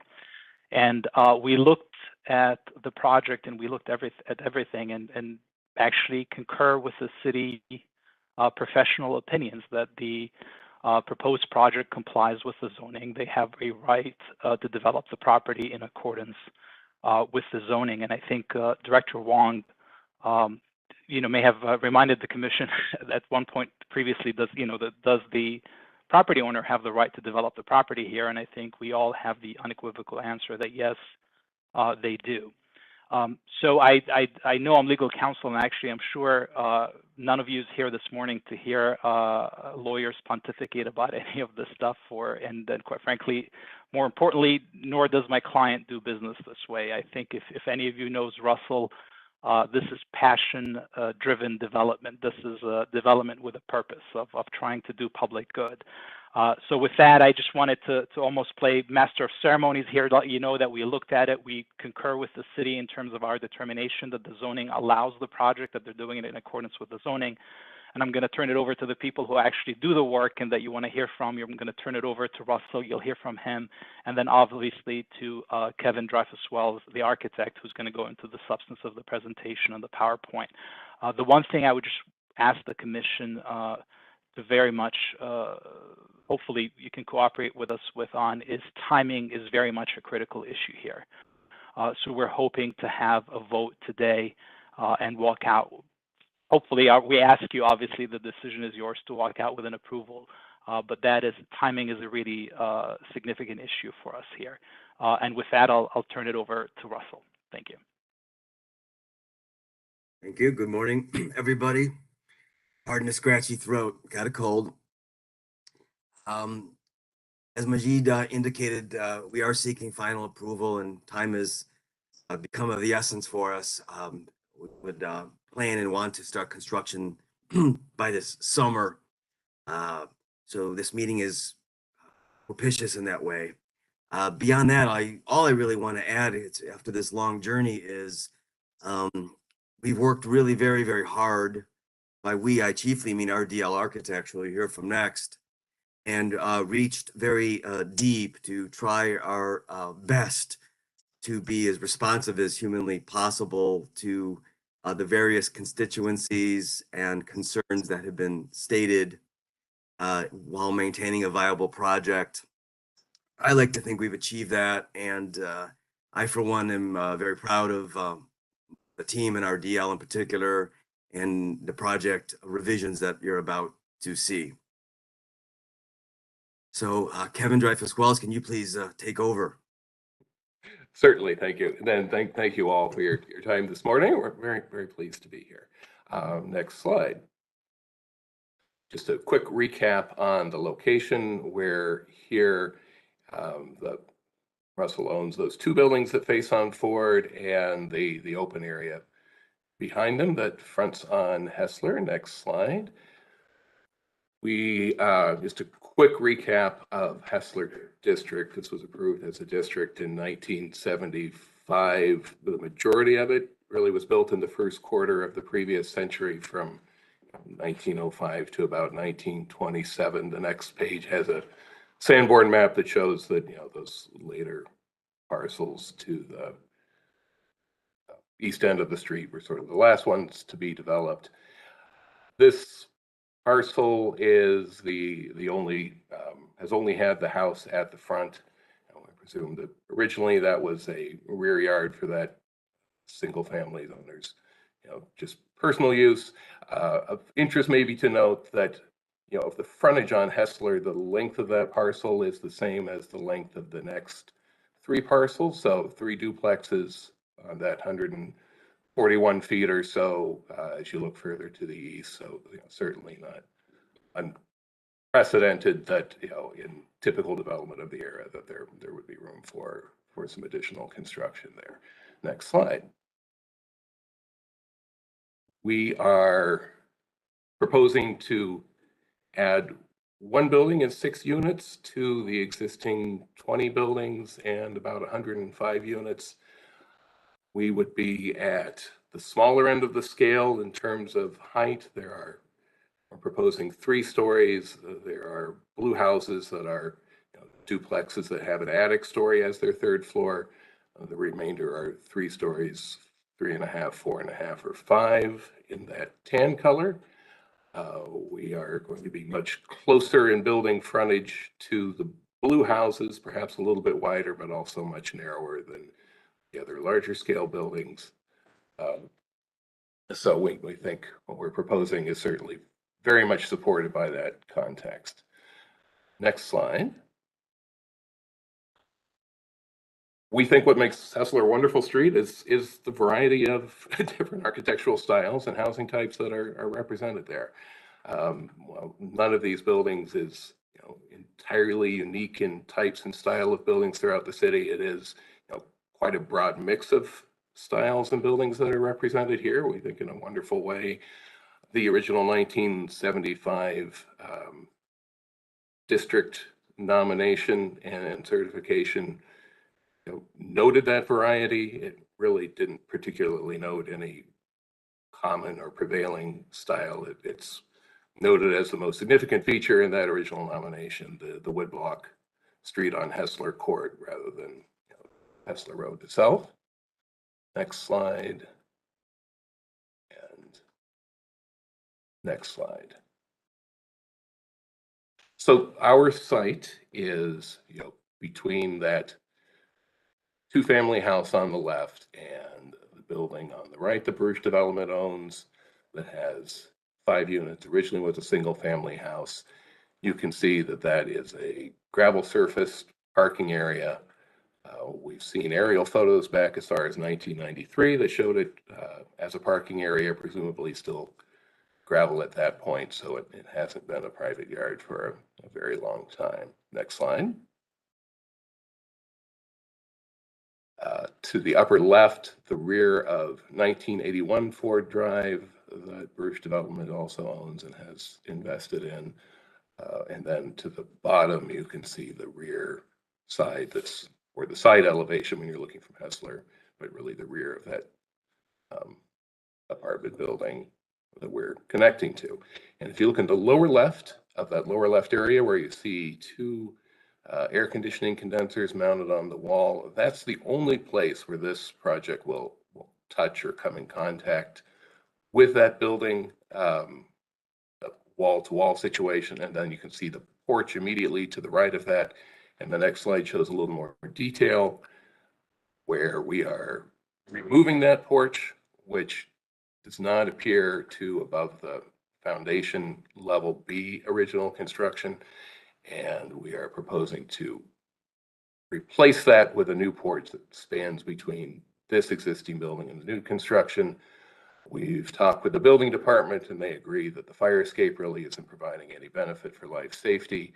So that red door that you see at the top of that fire escape, we believe from evidence that we see in the siding was originally a window very similar to the one immediately to the right of it, and it will return to that. So it's really just, if you look in the lower left, a connection and covering up of that 12-foot by 12-foot area, and then a minor alteration to the roof to make sure we're not draining water against the new construction, but shedding it away for the new construction. Next slide.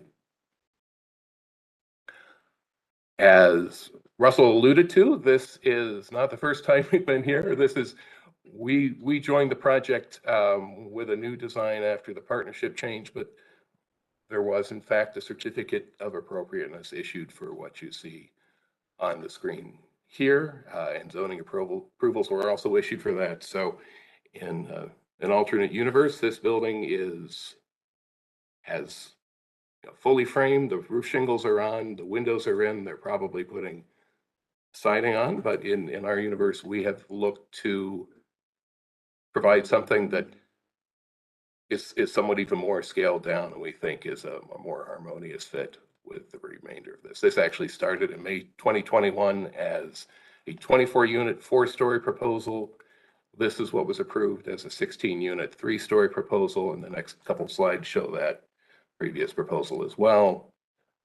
We are proposing a 6-unit, 6 3-bedroom units, 3-story proposal.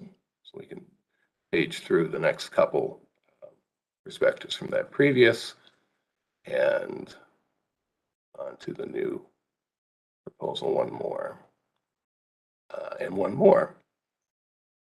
We showed this comparison like last time, but we won't dwell on it, but we are proposing something that is shorter, and we are proposing something that requires, to our knowledge, no variances for parking or setbacks, only requiring, we think, a zoning variance for screening of the rear parking lot, and talk more about that a little bit later. Next slide. And wanted to address some of the other issues that are really typical in any project, but certainly have been asked here.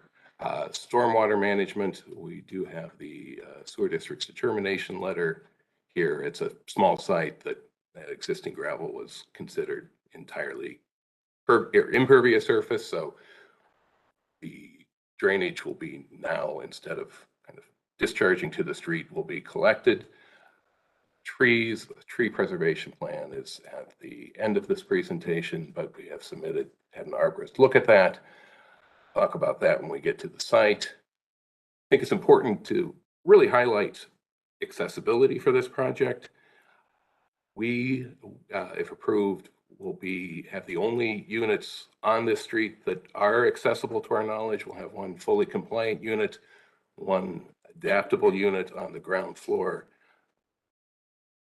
The other buildings, just due to how they built things in the early quarter of the previous century, are not only likely not accessible, but certainly hard to adapt.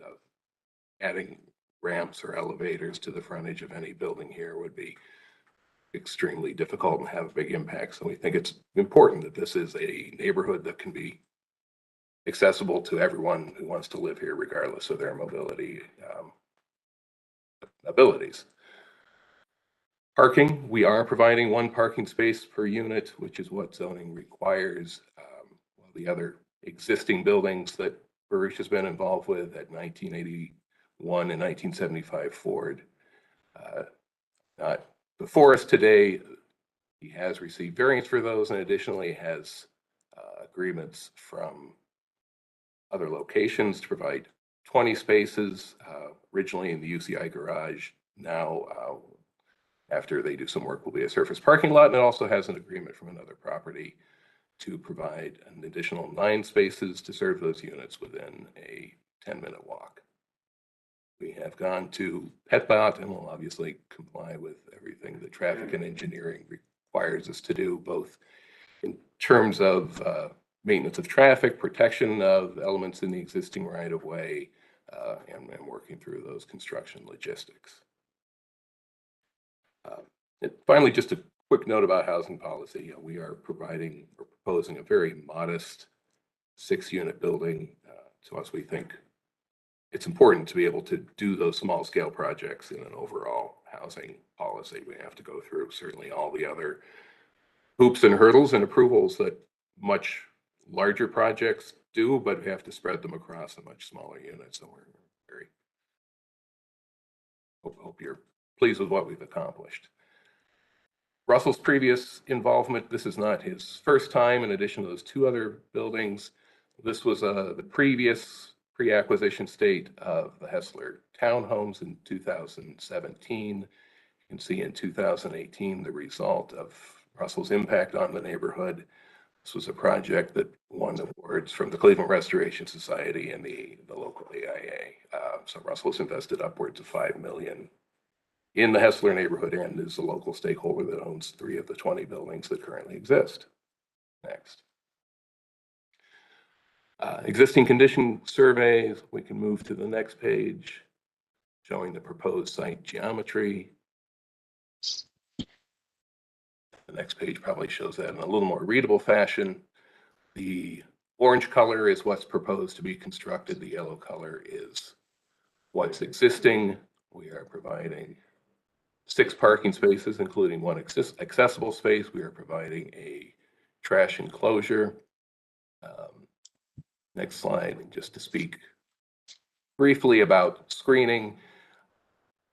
This variance that we're seeking would be to not provide the landscape fencing or screening between adjacent properties. That is really the wish not only of this developer, but of those adjacent property owners. It's easier for them to have access to maintain their properties, to make sure that they can push snow in both directions and not be stuck up against a fence. And in the case of 1981 Ford, there's a rear porch right up against that line that would be better served by having visual access to that parking lot. Next slide. We have I'm sorry, we'll go to the previous. There are 5 in their place. One of those trees is the one that's in a very narrow strip that's mostly paved with broken sandstone between the sidewalk and the curb. That is calorie pear, which we know that the Ohio Department of Natural Resources has, as of January 1st, indicated that that's officially an invasive species in Ohio and cannot be planted, cannot be purchased or propagated. So we're certainly willing to work with the urban forester if the urban forester would like to see a new tree in that place, but we provided all the new trees on our. Mike, anything I missed that you'd like to add? Hi, everybody. I don't think so, Kevin. I think the big thing was 5 are being removed and 8 are going back in. If anybody would like me to discuss those or go into more detail on the species, I'd be glad to do so. Thanks, Mike. Talking about utilities, our intent, should it be permitted by Cleveland Water and Water Pollution Control, is to bring all those utilities from Ford to avoid disturbance to Hessler, including the stormwater. You can see a connection from a drain at the end of the driveway that would bring that through to Ford Drive, which we think avoids impact to that existing brick street to the extent that's possible. It's tight. We think it's doable. We hope that the city utilities agree. But next slide. Quick description of the plans. This is 2 units per floor. You can see coming in from the top of the page is the connection to the sidewalk, and then from that entry point where there's a mailbox, there is a ramp up to that accessible unit that is the front unit. Then up about 6 steps to a terrace that's a common outdoor space that's shared between the existing apartments at 1975 and the proposed new ones. A nice space for a table to be outside with a planning area. And then that's the entrance to the 4 units that are on the upper floors through that door that's off of that. And finally, up another 5 risers. That area is the new porch that maintains that existing access to the rear of 1975 Ford. And upper floors are essentially consistent with that. Next page. Did go to Euclid Corridor. This is what we showed you and got the clear feedback from you that you would rather see something that looks more like an apartment building, since it is an apartment building, rather trying to mimic a 1 or a 2 family house. So we have done so. Next page. And next page. So we have looked to those masonry apartment buildings that are both in this neighborhood and many similar ones all over the east side of town. We see a very common element of that two-story colonnaded porch with a two-story column and an intermediate balcony kind of suspended between there. Even here where it's 3 stories, that 2-story element is lifted up on the brick base, or a 1981 Ford, it's simply 2 stories. The other thing that we looked at with the 5-story building that's across the street are those kind of massive sandstone accents here and there. We've drawn from those as well. Next page. A quick study of geometry. We're looking a lot at, even though we're not trying to mimic a house type form anymore, we think that in that upper diagram, that roof volume, that upper level is fairly consistent all the way down our side of the street. So we think making a separation and a change in materials of that upper level makes sense. Second diagram, that porch volume, existing porches are anywhere from 24 to 30 feet. Ours is about 24 feet wide. Very symmetrical, like all the other buildings down the street, and then carrying a lot of those horizontal datum lines, which you'll see when we show the perspective really become apparent. Next page. This is what we showed to Euclid Corridor. Next page highlights some of the differences or the things that they commented on. We have looked at each of those items, and we think they all contribute to making this a better project, and we've incorporated all of those suggestions. So the next page shows that new elevation. We have a brick frontage. We have a usable porch for the first floor and the second floor unit, and then a lap siding upper course that really carries across that roof volume. Our accessible ramp is tucked in behind that brick wall, so it doesn't really stick out on the street, but becomes part of what helps tie that together to the existing building. We did remove what had previously been a trellis, so that connection is a little more open. And you can see in the space behind, we originally came to you with more of a connection between that existing sloped roof and our new addition, and that has been opened back up. Next page. Sides and the rear. You may recall from our previous discussion is that rear elevation, besides being fairly close to the apartment building next door for code reasons, has areas where we're really not permitted to put windows right on that wall. So we've tucked them into that recess so that we can have light, but also fire safety.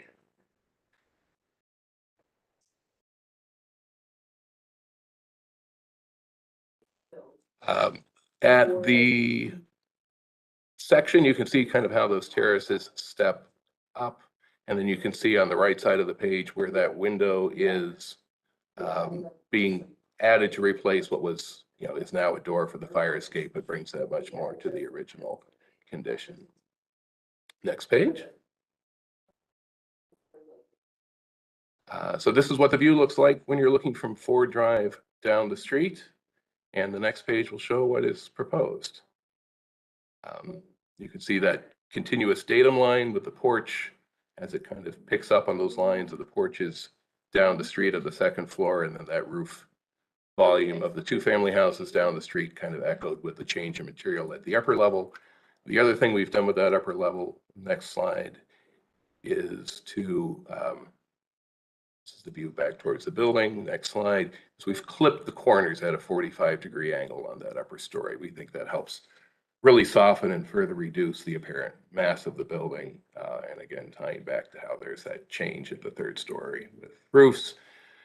We'll see a little bit more about how that courtyard works coming up from the sidewalk to that intermediate terrace and up to the porch, and then looking the other direction.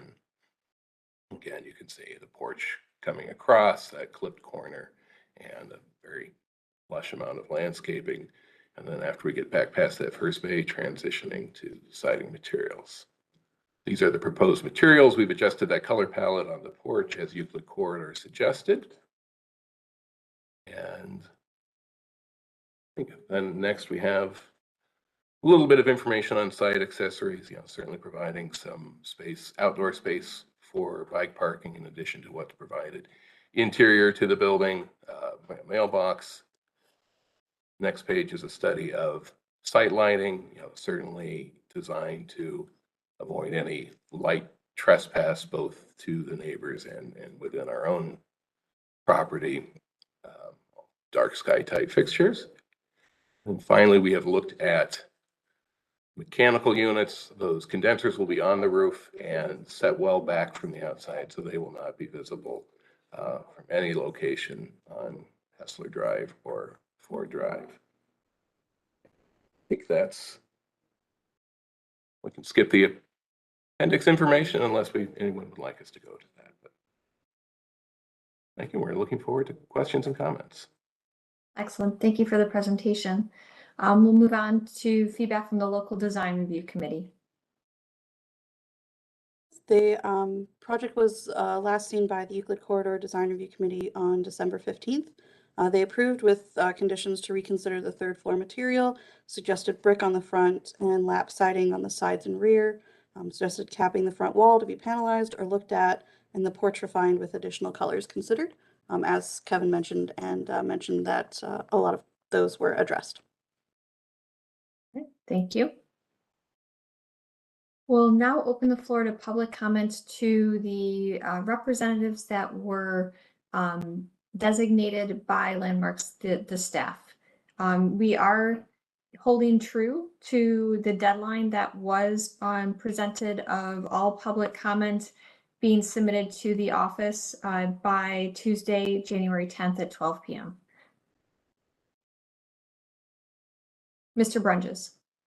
Madam Chair, Jessica has a brief summary of those comments that were submitted through online before we take these.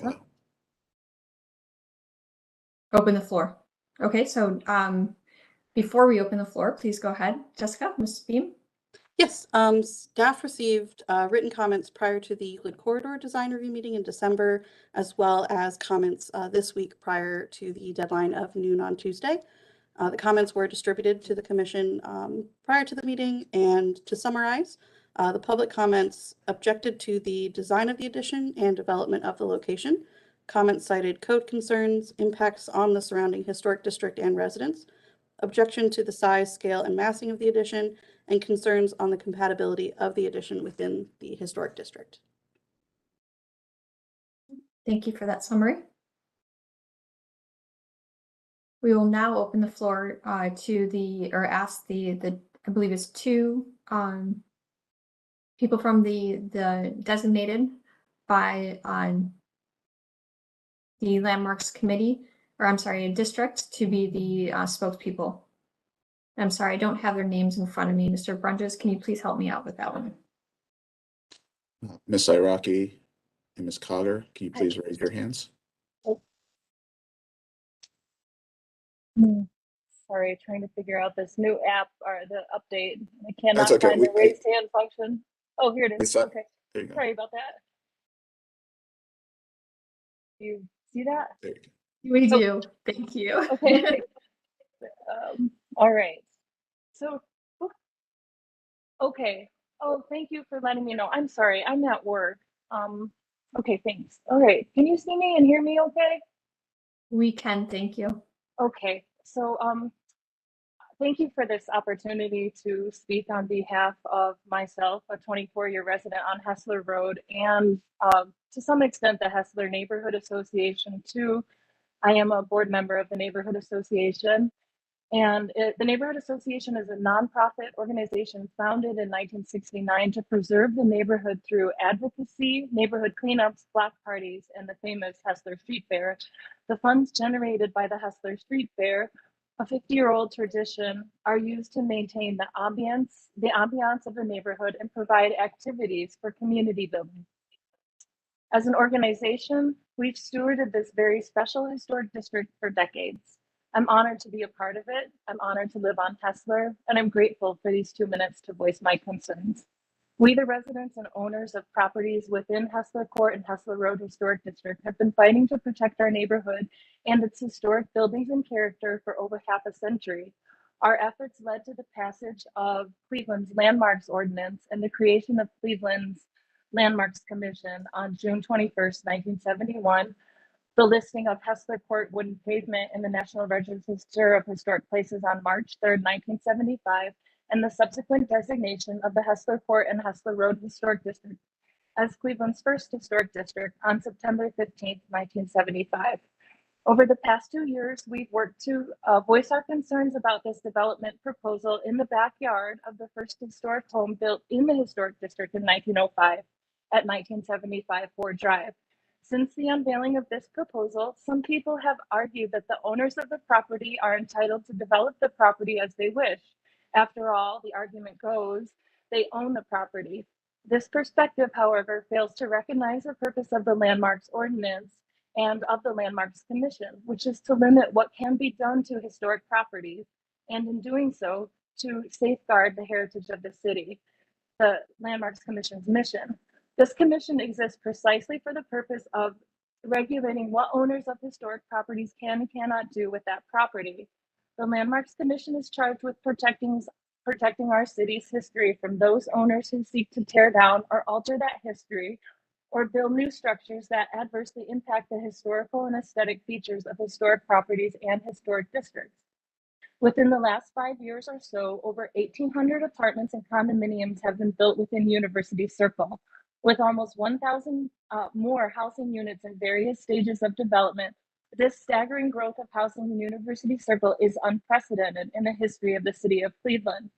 The addition of 18 more bedrooms on an already dense and fragile street at the expense of the character of Cleveland's first historic district only serves to create economic benefit to the developer and the prior owner of the property. There is no overriding justification for the approval of this project in the historic district. We urge the Landmarks Commission to deny or delay this proposal in order to further explore the preservation of the existing character of the Hessler Court and Hessler Road Historic District under the power granted to the Commission by Cleveland Landmarks Ordinance 165 or 161.05D.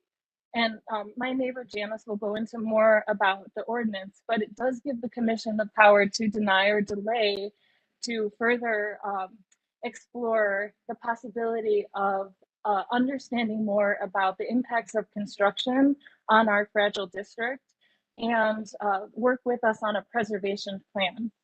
If the commission, and we would like to ask that the Landmarks Commission visit Hessler and bring us to the table, or as Chair Trott stated last May 27th, 2021, bring us into the conversation.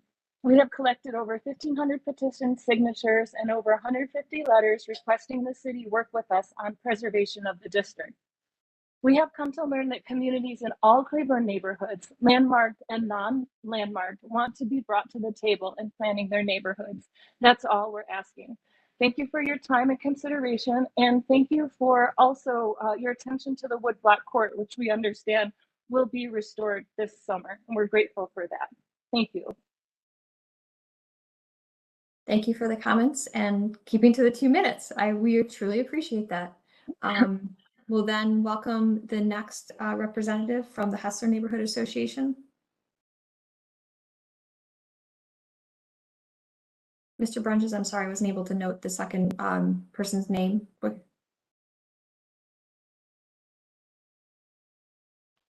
Janice Cogger. See if I can send the unmute. Janice, you'll have to do *6, I believe, if you're on your phone.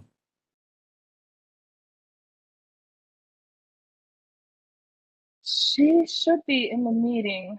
I see her. She's just not unmuting. Okay.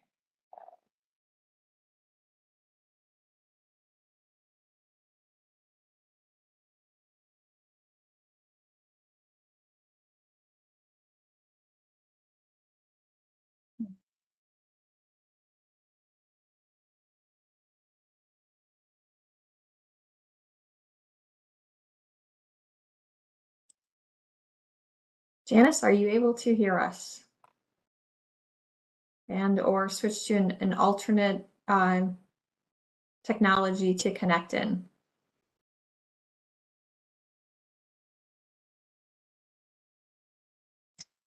Let's see. Can I to the chair, to the commission through the chair? I'm sorry. Can I just speak to my neighbors and offer a suggestion? Oh, here it looks like she's. Okay.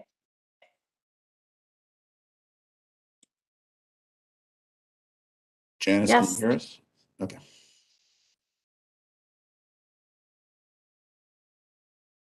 Janice? Oh, there we go. We have some video coming and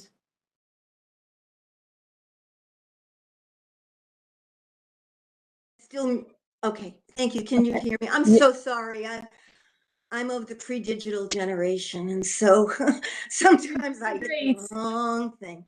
Thank you very much for your time. My name is Janice Cogger. I have been a resident of Hessler Road for over 35 years. I have been delighted to live on this beautiful street with these wonderful people that I live with, and the sense of community that we have in the best location, maybe in the nation or the world, to be right here in University Circle. I'm a member of the Hessler Housing Cooperative, a very unique little organization which was formed in 1979 when UCI sold properties on Hessler to the existing residents. We are a not-for-profit, non-equity housing co-op. And I'm proud to say that some of the original members who were here in 1979 still occupy units in the co-op. We own two-family houses immediately across the street from the proposed development site. We make every effort to maintain our houses in a historically appropriate way, replacing spindles and really caring for these properties. One of our major concerns is what construction and maintenance problems resulting from placing a building of the size on the site with extremely limited access and serious changes in grade. The only access to the property from Ford Road is a 9-foot wide driveway from Ford into the back of 1981 Ford. You can't even get a 150 pickup truck down that driveway.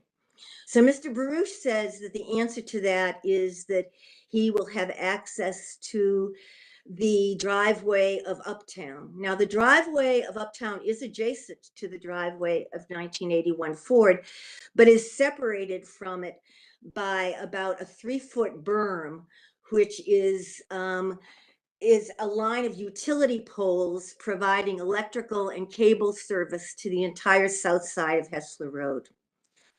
Then behind 1981 Ford, the rear of 1981 Ford is connected to the rear of 1975 Ford. There's about a 4 to 6 foot change in grade and no vehicular access between the rear of 1981 Ford and the site on which construction would take place. In terms of materials handling during construction, Mr. Bruce says that materials can be stored in the basement of 1975 Ford. There are 2 standard size exterior doors that lead into 1975 Ford, one of which is partially blocked by the fire escape. You could probably bring in some kitchen cabinets and maybe some flooring tiles, but it will not be able to accommodate major construction materials. So our great fear is that in building this building, the mouth of Hessler Road will be turned into a construction site. It's the only real access to the property. If that happens, we know what goes along with that, which will be the elimination during construction of approximately 1/3 of all the parking in the district. In addition, it will mean that emergency vehicles will not have access to Hessler Road. Remember, Hessler Road is not Larchmere. It's a 22-foot wide, one-way brick street. And we have seen from construction in Mr. Bruce's property at the East 113th Street townhouses that enormous damage was done to sidewalks, curbs, and to the wood brick street as a result of that construction. And we anticipate that if the mouth of Hessler Road is turned into a construction site, it will also result in further damage to the brick street, which was just repaired 2 years ago, damage to the curbs, damage to the sidewalks, and that will be irreparable, things that are part of the historic fabric of the street. To say nothing of the fact that, quite candidly, those of us who live across the street from the project feel that we also have property rights, rights to the peaceful enjoyment of our homes. And what it means is that we will again be eating dirt and breathing Lord knows what during construction, and that we will have all the noise and all of the commotion and potentially limited access to our homes.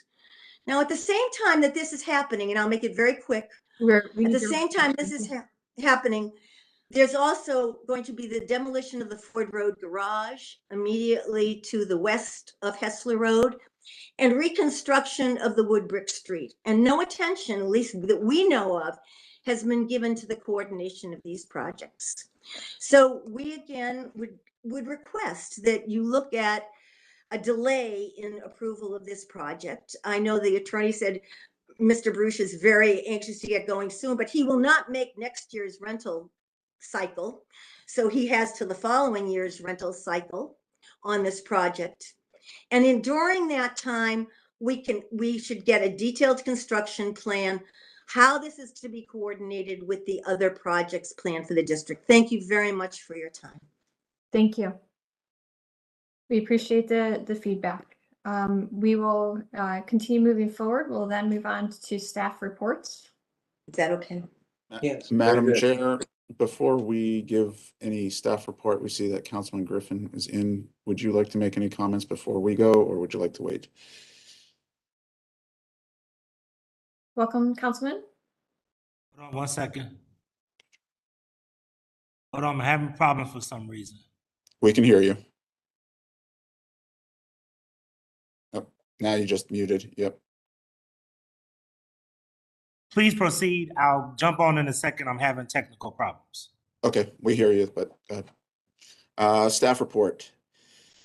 Staff has been supportive of this project throughout this entire process, each iteration. The developer has been responsive to comments from the commission and the local design review committee. They have created a building, in our opinion, that is appropriate in its massing scale and its blending into the neighborhood. We should also remind that we need to keep the discussions within the purview of the Landmarks Commission and what they are doing for design review. Staff still supports this as it's presented. Thank you. Thank you. And just to clarify that, our purview is on the exterior design and not on construction means and methods. Just to clarify what Mr. Brunges is saying. Ownership would have to clarify anything on that front. Director Wong. Thank you to the chair and to the presenters. For the record, I did want to clarify the legal counsel stated that was discussing the zoning code. I just want to state for the record that legal counsel from the applicant has not been in touch with me personally, so must have been his own research there. The second thing I did want to say on the record is that I personally have visited the Hessler district. It's a wonderful district. There's lots of unique elements as stated in the presentation, both longtime residents as well as students who live on the street. I think that there are aspects that just overall of the district that of course should be preserved, like the festival. However, I don't think that a new development precludes compatible additions to the district. And I will jump into my remarks about design review at this point and discuss the things that I have appreciated about this new proposal. I'll admit that I was very worried after the last Landmarks Commission meeting when there was a suggestion to redesign based on some of the concerns around the proportions of the roof, the mansard roof. Whenever there's a big redesign, I get nervous, but I have to say that the team did a really great job of really thinking through how you might present an apartment building in this district without giving a visual sense of its, it's a very appropriate mass. And I do think that some of the key prominent features like the porch really elongates the building. And I also feel that the colors are very both modern, but also appropriate for the district, sort of this muted gray. It also struck me that as I was looking at this, the cream trim, it really sort of appeals to the Mather House look that is around in the district. So there is the Mather Memorial building around the corner, as well as the Mather House down the street. And it sort of has that same trim and edging and look and appeal. Finally, I think that at a high level, the massing and the proportions of this building, as well as the schematic of the building, is really this middle housing look. And it is compatible with the rest of the street because the rest of the street is primarily middle housing. It's 2 or more units. And so I do feel that the architect, despite my worry, my personal worry, has done a really wonderful job of presenting a building that not only fits within the district of the Hessler Historic District, but also with the surrounding campus and some of the references to the older buildings around the university. So I just wanted to commend the architect on that process and say that I think it's well done. Thanks. Thank you for that feedback, Director Wong. We do have, Mr. Yes, do you have feedback to the related to the Yes. director's comments? Yes, I've had extensive conversations with Director Wong, and I support the project. Let me state this on a couple of things. I do share the concern that Ms. Cogger brought up, and I know that it's not the purview. I'm lodging my support based on following the purview of this committee and supporting the exterior of the proposed building that's being put there. I do want to state a couple of things for the record. As councilperson, I share Ms. Cogger's concern about staging. And that's a conversation that I have had and will continue to have with Mr. Baruch. And the reason why is because council and the administration, the former administration and council, really worked hard to get some repairs done to that brick street. And I will be highly upset. And I hope to work with Mr. Baruch as well as city officials to make sure that if there are any damages, that those are replaced. I do know that Mr. Baruch did make a repair to a former damaged sidewalk that took place. And, he was aware of that, and he was to take care of that. The other thing that I will state is that we have increased the Landmarks budget specifically to really look at areas like Hessler to make sure that we have better code enforcement and that we better preserve the district. So I look forward to working with Director Wong in order to make sure that we preserve the Hessler district, but based on the merits of what this Landmarks Committee is here to look at today, which is the exterior of this facility and of this building, I am in support of it. Thank you, Councilman. We appreciate the feedback. I apologize. I just wanted to clarify the record just to make sure that there is no misunderstanding. I want to make sure my comments are clear. I I've had zero contact with Director Wong or anybody in her staff regarding the zoning of this.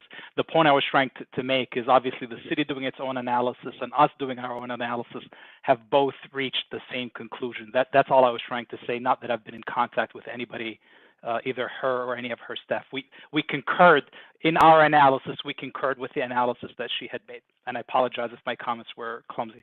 Thank you. Thank you for just that feedback. We appreciate the clarification. We'll continue with commission questions and comments. Mr. Edmond, would you like to go next? Thank you, Madam Chair. And thank you, Mr. Council President, for your comments. I echo those as well, and I trust the developers aware of the requirements to maintain access, particularly emergency vehicle access, and the high level of sensitivity of this site. I would like to talk about the architecture a little bit and say, I just express my gratitude for the architects, responding to a long series of comments. Again, this being a very sensitive site and coming back again with the revised design. I think this design is a substantial improvement over what we've seen before. And I appreciate the great degree of analysis you've done for the precedent here, which is a very complex precedent. This is, like you were saying, that kind of urban mixture, which is what makes it so special. And you're looking at all the typologies that are relevant. I think you've done a really good job of being fitting and appropriate without being too imitative. Particularly the two perspectives that are shown here really, I think, tell the story of how this will knit into the fabric of the neighborhood and really improve that. I like the way you've utilized the site and the sort of open space that you've created. I think changing from the panels to the clapboard siding on the third floor is a positive change. I really like the little chamfers. I think that's a subtle gesture, but it does make a big difference, particularly looking in perspective. So from the standpoint of the purview of the charge of the commission, I fully support this design. Thank you. Thank you, Mr. Edmond. We'll move on to Mr. Strickland. Thank you, Madam Chair. I often restrain myself from making additional comments that mimic to a great extent the comments from my fellow commissioners, but I wanted to pile on in this case and commend the architect and the applicant for just a wonderful evolution of the design. I think that they took all of our comments to heart, and I was just really kind of shocked, pleasantly surprised with the revised design, and I think it does fit the context of the neighborhood. I disagree with the Design Review Committee's comments with regard to making the total front facade brick. I think that the change in materials for the third floor kind of dampens the height of the building and enhances that front facade. So I'm very, very complimentary of the owner, the developer, and the architect for working with Landmarks to what I think is going to be a very successful project. Thank you. Thank you. Director Wong? I believe Mr. Benezzi was ahead of me, so I can keep my comments short after Mr. Benezzi goes. Thank you. Okay, Mr. Benezzi? Thank you, Madam Chair. I will continue to pile on, mostly because I think I poignantly remember in my notes I pulled up that I challenged the architect to think about, recontextualizing and redesigning the building. And I just wanted not to continue to pile on, but really commend the work of a true analysis and study of scale and proportion. And, it just shows in the effort of the presentation, that this end product came from a direct, very responsive tactility to understanding what the street means. And then in response, I know I just have all these notes. So the scale, the size, the massing, the materiality, the adherence to architectural style, I think all make the project appropriate in that sense. And then in terms of the actual development of this property, I was just noting some concerns about grade changes and construction issues and community, but in the purview of what we can approve, I would agree and support this project in all of the efforts that have been done. And I think, I'll give a slight personal comment here, which is often personal engagement can come out a lot when things are emotional and personal. But ultimately, as a commission, we have an ordinance and we have, you know, personal opinions aside, the appropriateness of this building cannot be denied just because X, Y, Z. I just wanted to state that for the record as a directive for doing an analysis from a building that comes from architectural school. First thing you learn day one is you have to learn how to remove yourself from the critique of the project. And I think critiquing it last time, even though I knew it would be hard, asking you to like, you know, relook at the whole building again for like the third time or something. I think it's just a really, really well done process. And I wanted to commend the applicant and everyone involved in this process. So thank you, Madam Chair. Thank you, Mr. Benezzi. Director Wong? Thank you, Chair Trott. I did want to respond quickly to Councilman Griffin. I look forward to working with the councilman on this particular project. I wanted to share that I have been discussing across departments, including capital projects and traffic engineering, how to best, work with the staging. In particular, we are very sensitive to the woodblock court as well as the brick road. And I mean, technically, those two belong to the city. So we have an interest in protecting those assets as well. So I do want to share that we have been brainstorming how to access the street. And the best brainstorm, which we have not yet completely landed on, is that we ask the construction team to have flaggers who then bring people in and out as necessary, but really focusing on accessing the driveway of the Ford building and as needed. So we are working on solutions. We're very aware that we, as the city, also want to protect our own assets here. And we are putting in, thanks to Council President Griffin, money for the woodblock court, and we will coordinate the timeline for construction there. Thank you. Thank you, Director Wong. Ms. Anderson? Thank you, Madam Chair. I'm going to have to respectfully disagree with staff and my fellow commissioners. My take is this project is just too large, too big for the site. This was originally the backyard of the forward-facing house, and it was open space with a small garage in the back, and it was never, there was never a building there where there wasn't something that was torn down 40 years ago. The rhythm of the street included that backyard, which later became a parking lot. This is a very common layout of a property in this city, where we have the house, some space, and a garage. I'm not saying that you can't build something there, but I think that there should be more open space in referencing the historic character. And I also think it would enhance the project to have maybe more of a yard, a side yard, more green area for people to enjoy. There's a little bit of space between the two houses, but it's a pretty small courtyard. So, based on the scale and massing and what was historically in place in that location, I'm not supportive.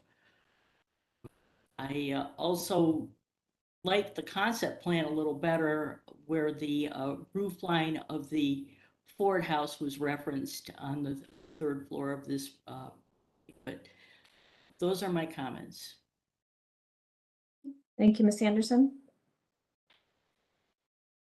Well, I'll conclude, I think, because many have already made comments. I'll just keep my comments that are unique to what I'll state. I do feel that the scale of this has been greatly improved by this new design. The previous design was I won't say overbearing, but was much larger scale and had a different impact on the street. One thing being on the street recently, what I appreciate for the street is the density. And to me personally, due to the care that the people and the owners, of the neighborhood have taken with their houses, this area of the neighborhood to me is the missing tooth. So to me, I appreciate this new construction to really complete the street and provide the density that does make this street so unique and so special. So I appreciate the new design and that it has taken down the scale of the building, but has also maintained the character of the surrounding properties of commercial apartments and housing.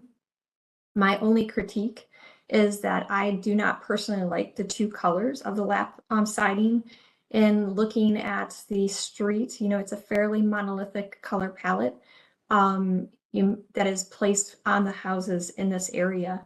So the change from the gray to the tan is something that I personally don't like. It's not something I'd oppose to, but I personally feel simplifying it to something similar to the other property that was referenced that's down the street, and I just lost the number of it. I apologize. The Hessler 113 townhomes, where it's a fairly simple color palette. There's only 2 to 3 colors that are used on the entire building. So that's my personal opinion. But I do appreciate the neighborhood and the care that you take here, and hope that this can be a benefit and not a detriment. Related to the constructability, I would just encourage, it's out of our purview, but I would encourage the owner to discuss that and come up with a plan to address the neighborhood's needs, and look at how using Ford and the access alley that is south of the 1981 property as a main access drive for all as much material as possible to minimize the impact on both the street and the neighborhood. I do see Mr. Dreyer does have one additional comment. Yeah, certainly this this project has gotten better, and so if there's ever an argument for the process, this may be it. Just a few, I guess, minor things. One thing that just really bothers me is the connection between this building and the building on Ford. It's not. I understand why it's necessary, but I want this to be a separate building. So, and then the other thing is the parking, and I understand some people might think parking is not our purview, and I also understand that they have complied with the law on parking, but I just think parking is going to be a problem, and I do think that impacts the integrity of the neighborhood. Both of these buildings there is not enough parking for both of these buildings, and I understand that the developer has gone to the length of getting agreements from nearby parking, but the honest truth is, if you're living in these buildings, I don't think you're going to park a couple blocks away. I think you're going to already park in a congested area. So along with the other staging concerns, I hope that the city can really sort of figure that out. And I don't have a good suggestion, but I do think it's a problem, and I think it sort of adds to the what some people feel like this is too big of a development. I think it really adds to that. Thank you. Thank you, Mr. Dreyer. Any additional questions or comments from the commission?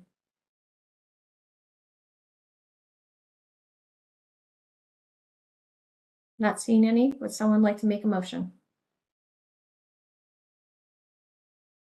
Mr. Strickland?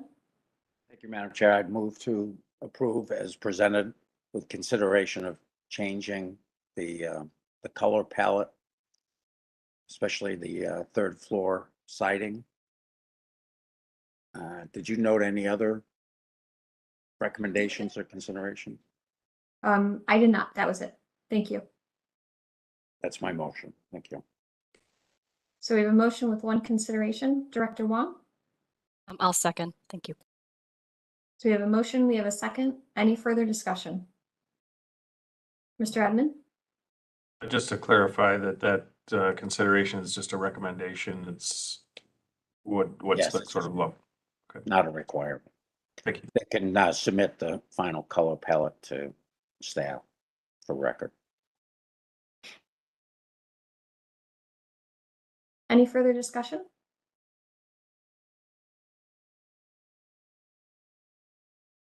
Not seeing any. And Mr. Musson, please call roll and announce the results. Thank you, Madam Chair. Ms. Anderson, No. Benezi, Yes. Dreyer, Yes. Edmund, Yes. Wong, Yes. Strickland, Yes. Tarasek, and Trot. Yes.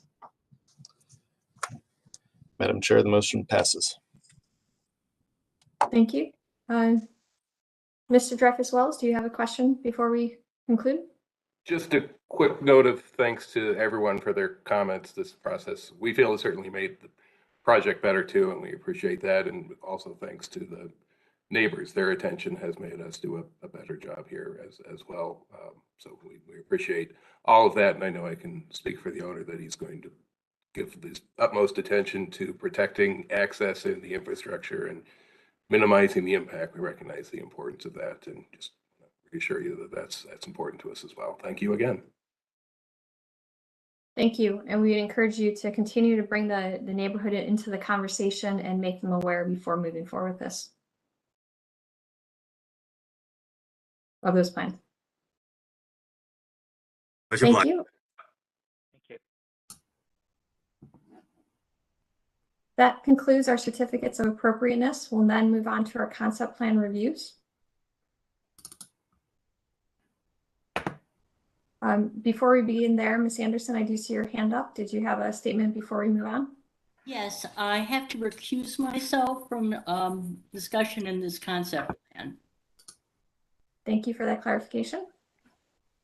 We'll now open up the floor to the presenter. If you'd like to open up your mic, announce yourself, and tell us about your project. Hello, everyone. I trust my mic is on. This is Ryan Grass with Grassroots Architecture.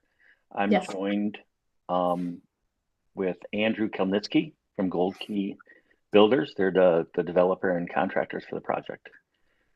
So everybody, deep breath. I understand I'm the last one. I appreciate your patience on what turns out to be a relatively long morning.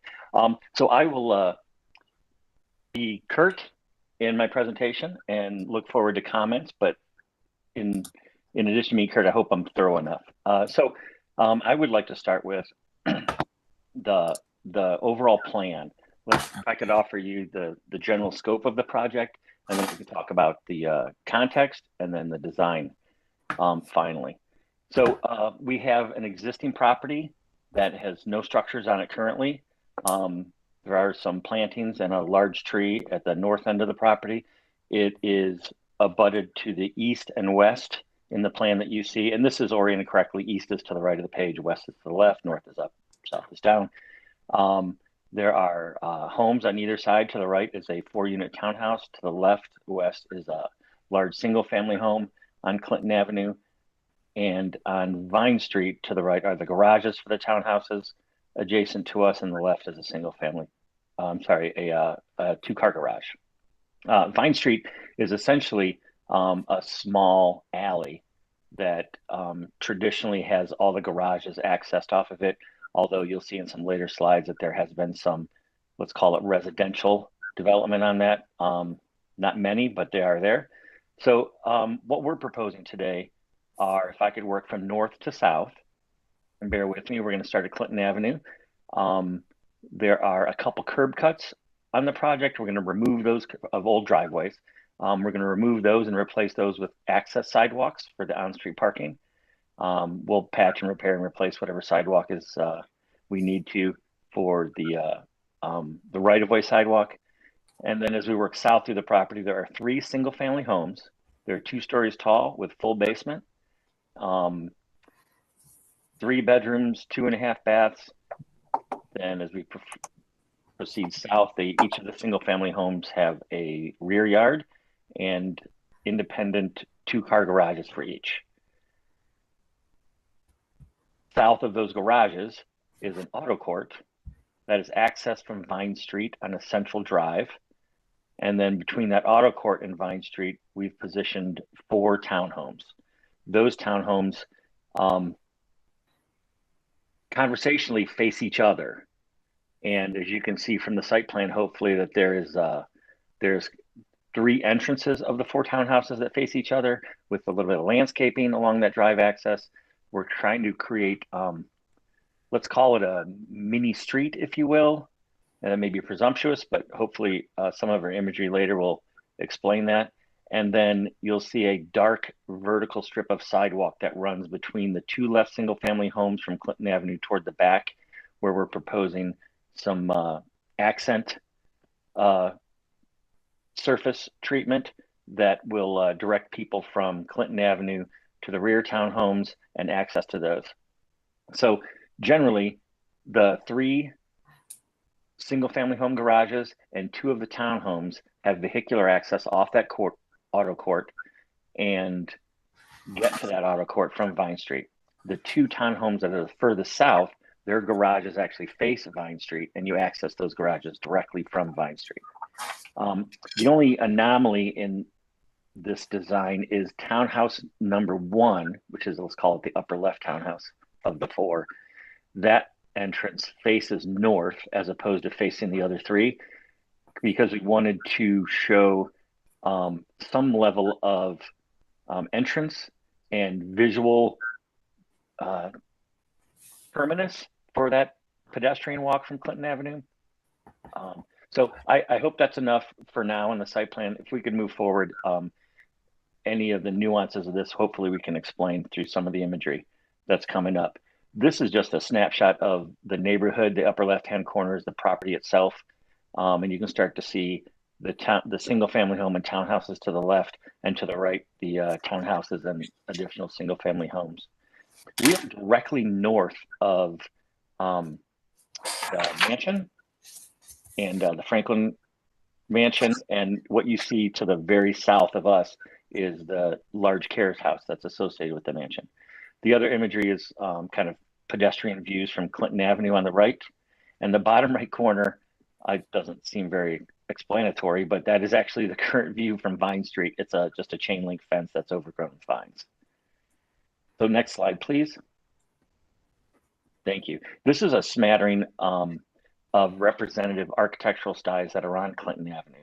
You can see there's a variety there, and they include everything from mansard roofs and traditional kind of city of Cleveland homes to some of the newer Georgian styles, and even the scale of them vary. In the bottom left corner, you can see the tiny little cottage and the townhouses to the right in that bottom left image.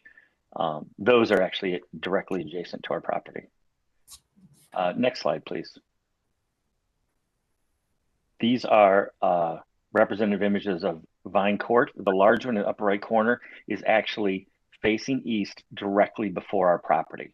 The brick structure to the right is the 2.5-story carriage house associated with the Franklin Mansion. To the left is our property. Again, you can see that overgrowth from the previous image and start to see the lawn that's beyond that. The upper left 2 images that are stacked are, I'm going to call that 85 to 90% of what Vine Street looks like.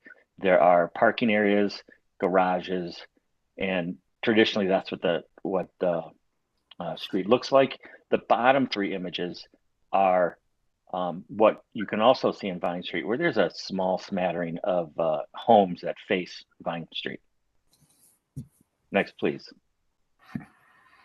And we don't have to stay on these next two slides. These are just plans for the single family homes. I just wanted to show you that they're the single family homes are about 2,000 square feet each. They have a full basement and 3 bedrooms, 2 bath. The townhouses are about 1,600 square feet. Every unit has a 2-car garage, and the townhouses have an exterior deck. So this is some imagery of where the development is relative to design today.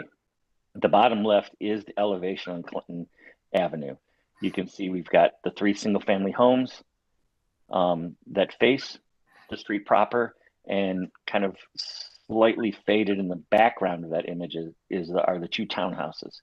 We've taken a little bit of pains to position the single family homes asymmetrically. The opening between the 2 on the right is actually that pedestrian entrance that I talked about that gets us to the townhouses in the back. And you can begin to see how that one townhouse facing forward entrance starts to suggest that as you're on Clinton Avenue, you can begin to see at the terminus of that view where there's the entrance to the townhouses that are behind. Otherwise, you can start to see kind of this general aesthetic and architectural style of them.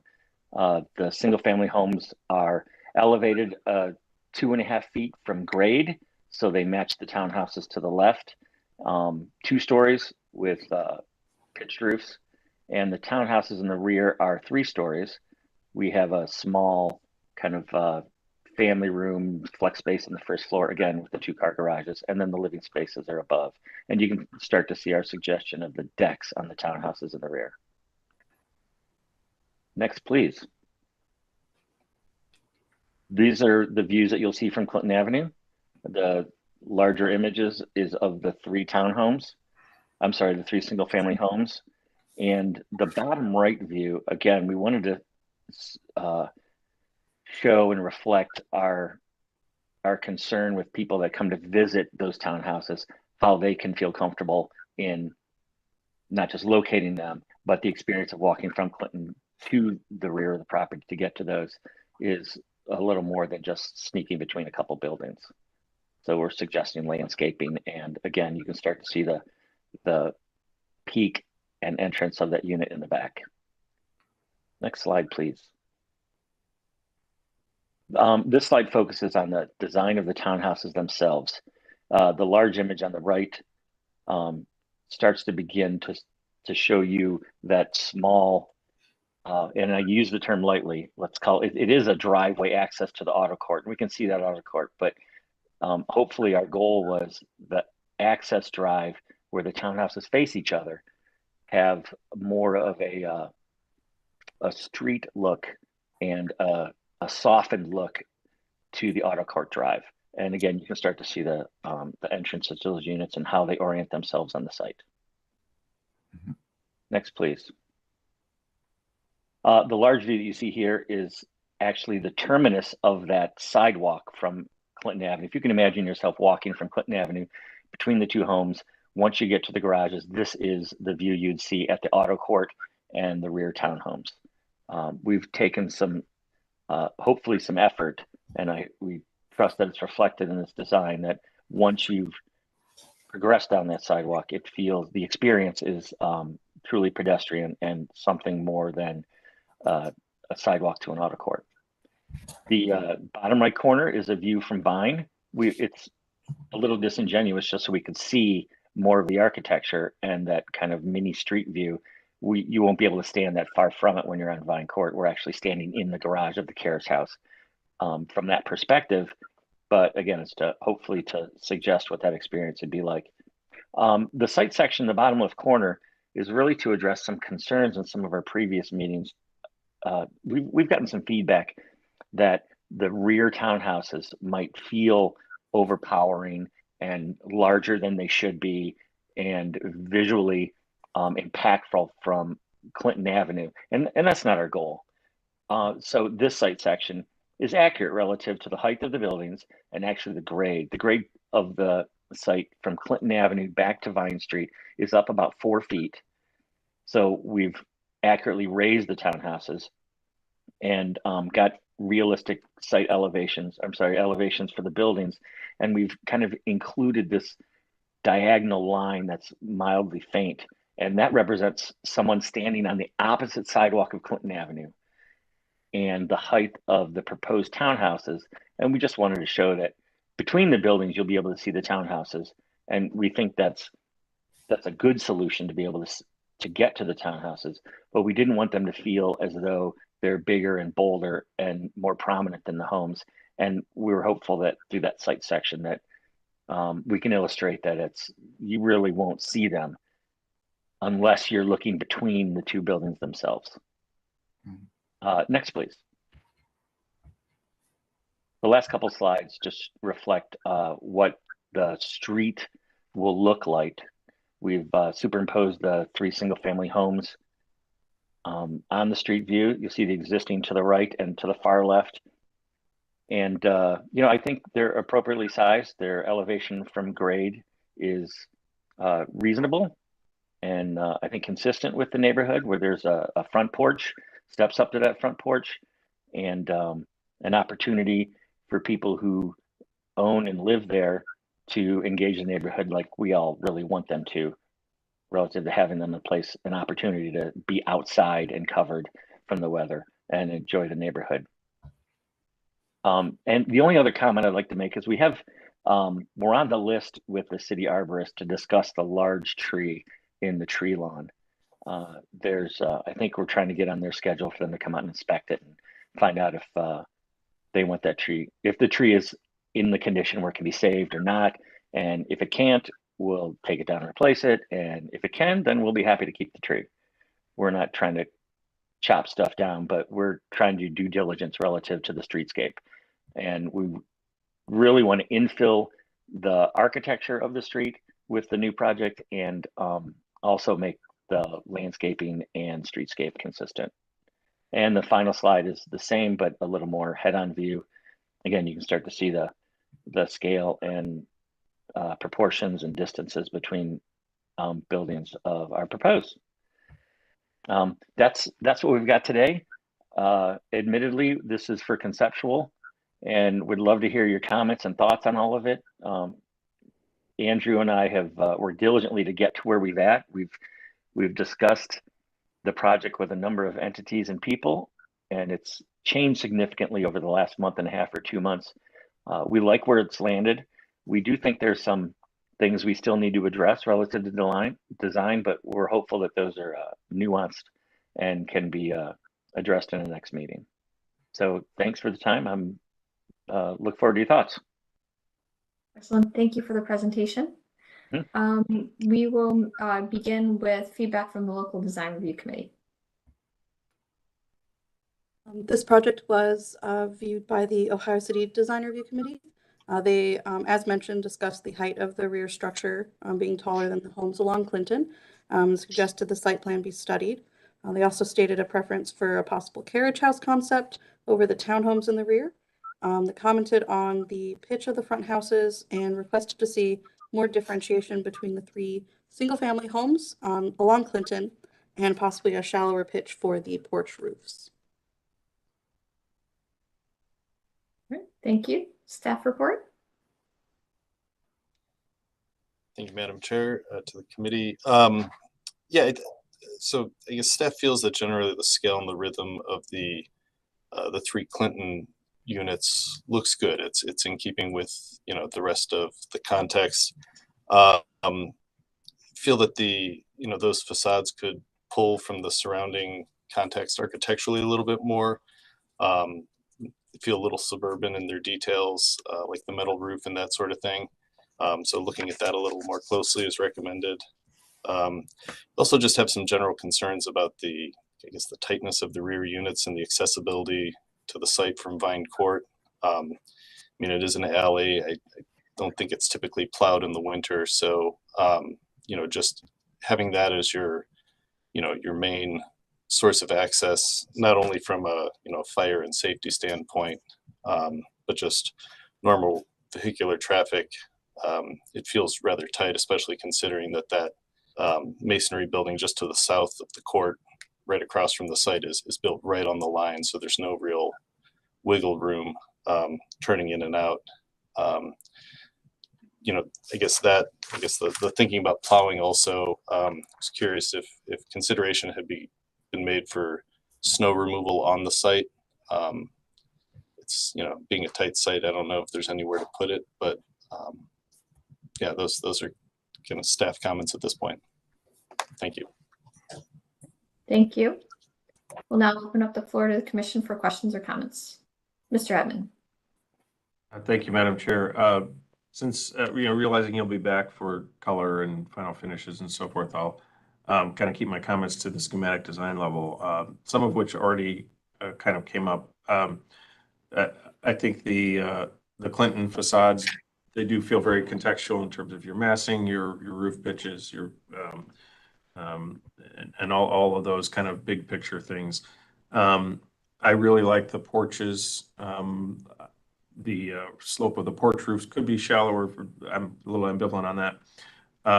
But I would like to see more architectural variety in the three there beyond just the sort of one has the bowstring window and so forth. But I think maybe a little more variety even in the massing, just to you know, to give that visual interest and to mimic kind of the fabric of the street would be good.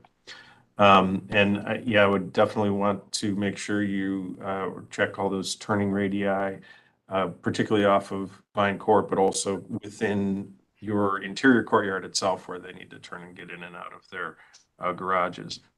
And my final comment, and I may be out on a limb vis-a-vis the other commissioners here, but I think that on Vine Court especially, I think you might have some more liberty to make it a little more modern.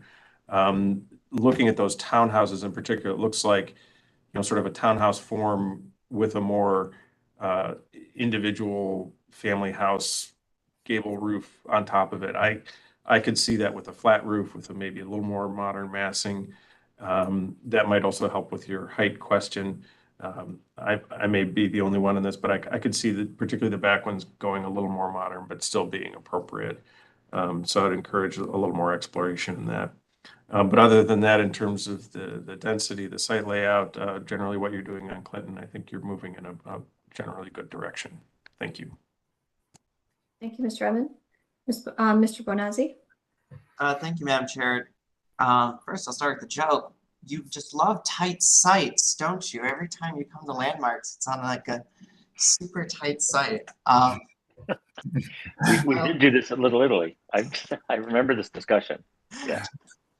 A few of these comments are going to echo what Mr. Edmond said, but first I'll start with the 3 single-family homes. On one hand, if you were going, the architectural language between the 3 right now, I think is at this like weird gray where you could either A, take it in the direction of your neighbor, which is that, you know, you say that we are a development, and so you kind of unify the architectural language across the 3, and in which case you kind of like start to match detailing and window things, or as Mr. Edmond said, you go in the opposite direction and you make these truly feel like 3 unique single-family homes. I think it's in between that moment right now where it feels like, you know, this could be a development, but there's some like weird mismatchy things between the houses.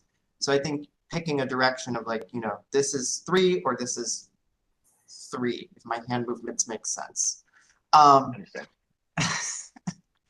And then the second part was, Mr. Edmond, I don't think you're wrong at all about, you really do have a liberty in the back of these, in the back of this property about what to do with these townhomes in terms of, you know, their architectural expression. I am Mr. Modern. I live in a mid-century modern apartment. So, but because if you were to continue with this massing, I would just say to do a recommendation of how these gable forms are intersecting.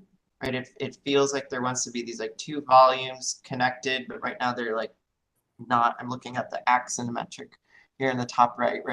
Like just wants to connect and feel like 2 things just slid past each other. Very Ursak Demir in what is it, Vitra's house. But on the other hand, I could also see this going very, you know, clean, German modernism to kind of reduce the height with a flat roof. And then, I mean, I could see when you see things from the air, it's always like, I'm going to see it from the street. I do know to trust sightline in section. So thank you for doing that study.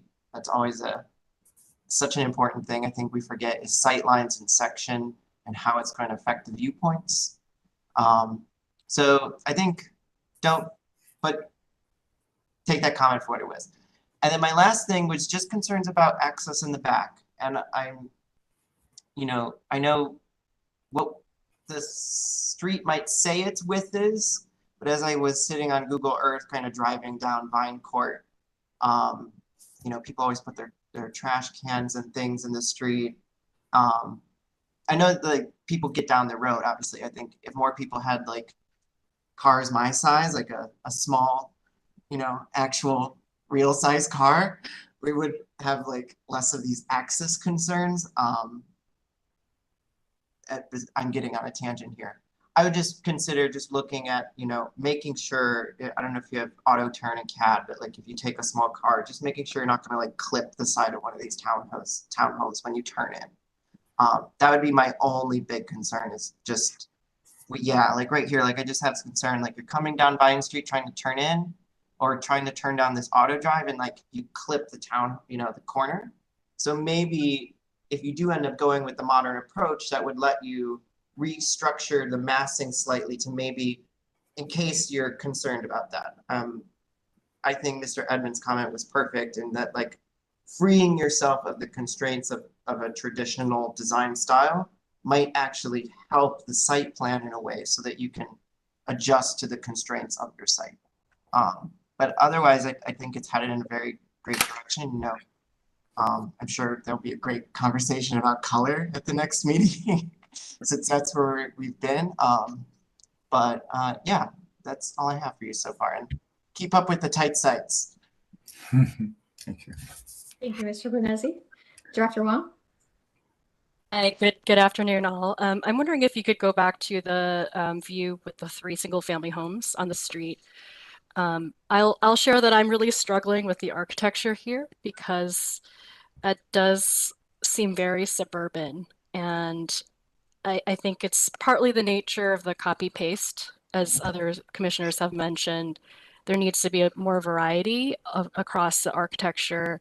I think it's also something about the porch, like the porch roof, and it not extending all the way to the end, as well as perhaps the shallowness or the depth of it. So if I'm looking at other structures around, typically you'll see that the porch roof will extend all the way across and then it'll sort of kind of come in like this. And I think because it's ending, and I'm not an architect, so I may need to call in other commission members' help with this, it feels like it's not a complete statement. I think you could also, and maybe it's just the view, it feels very flat on the front, porch aside, and that is another element that also feels suburban to me. I would say that I would really reconsider and take a look at some of the other structures on the street to see how you might, reconsider the architecture. And then also, I do think there is a symmetry in some of the structures around for each of the individual structures that you might want to study with some of those features and things like that. So I'll end there. Thank you. Thank you, Director Wong. I guess I'll answer my comments. I echo much what is said. You've gone to strides to explain these 3 as 3 single-family, houses. So I would make them unique and fit into the context, both in color and in detailing, so that they do have that individuality that you are trying to create here. And related to the townhouses, Vine Street is such a tight, little, very unique alley. That I agree that by potentially studying a flat roof, you might be able to minimize the scale by removing that basically 4th floor, that of visual impact that you are getting with the pitched roof. And And I think my fellow commission members have stated everything else. Mr. Bonazzi? Oh, just to assist Director Huang, I think what you're noticing is just the detailing at the eaves and kind of like how much of that overhang is, right? So if we look, I was starting to look at the neighbors and the depth of the overhang. I think that's particularly might be what's making it appear flatter. It could also just be the dark colors rendering on the dark colors. I was just trying to assist with the interpretation from the architectural standpoint. Sure, no, thank you. That was it. Mr. Strickland, any additional Madam comments? Chair. I had a quick question about what variances might be needed associated with this project. Do you need a lot coverage variance, and have you met all of the side setback requirements for zone? Yeah, I think I can answer that one for you, Mr. Strickland. We do have to go to Planning Commission and do the overlay townhouse zoning on the rear of the property. We've worked with the Planning Commission to understand what is the appropriate townhouse designation for this neighborhood in this lot. And once we get that designation changed, then we'll be compliant. But currently, as the property stands now, we are not.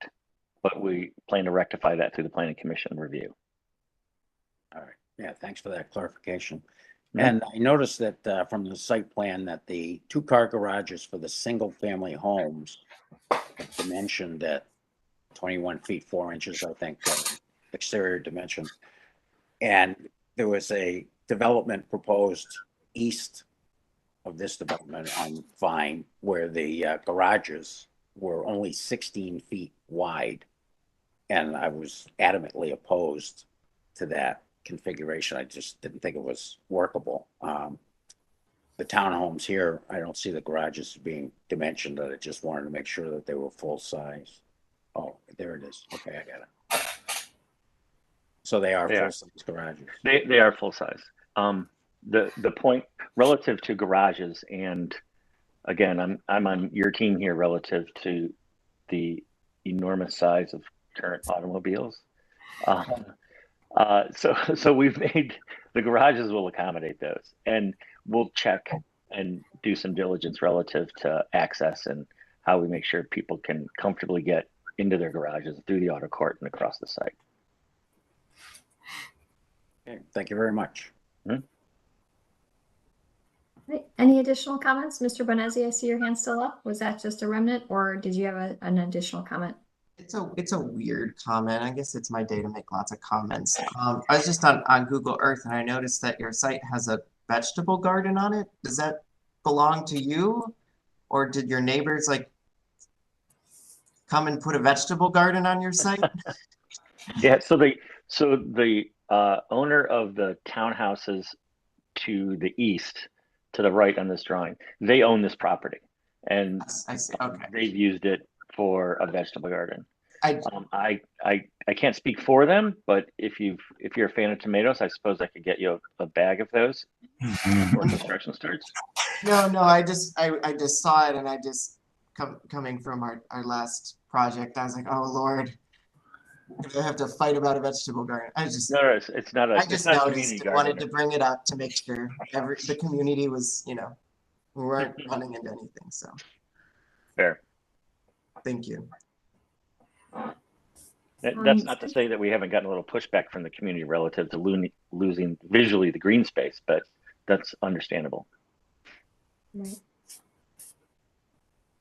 Since this is a conceptual plan review, we will not be voting on it. So do you feel you've received enough feedback from the commission to continue your design development? I do. And I'd just like to add that primarily there's a couple or three threads that have run through most everyone's comments. And admittedly, these are the exact same things that Andrew and I have kind of challenged ourselves with and struggled with over the last couple months.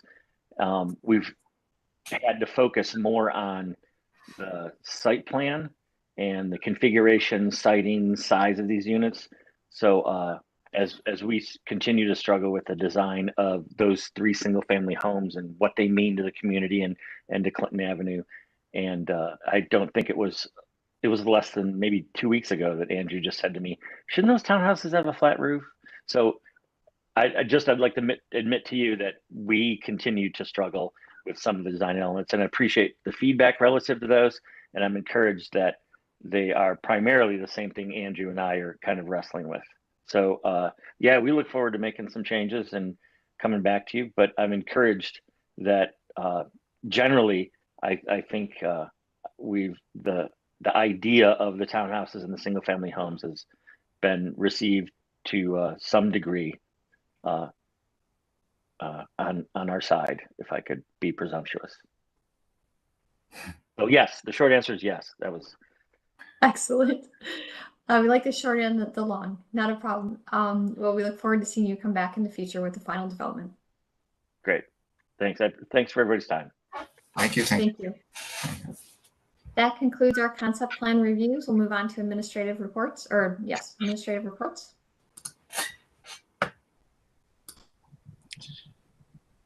All right, thank you, Madam Chair, through the chair to the commission. As of the beginning of the year, the Landmark staff has begun taking over the administration of the local design review committees. We feel that this should help streamline the process and ensure consistency in not only communication with the applicants, but also in initial staff reviews of projects. Bringing the design review administration in-house will also allow for earlier identification of additional city process requirements and the coordination of scheduling with the Landmarks Commission agendas. The change also removes any perceived conflicts of interest that a CDC administers their own design review committee and frees up the CDCs to concentrate on the public engagement portion of the design review process.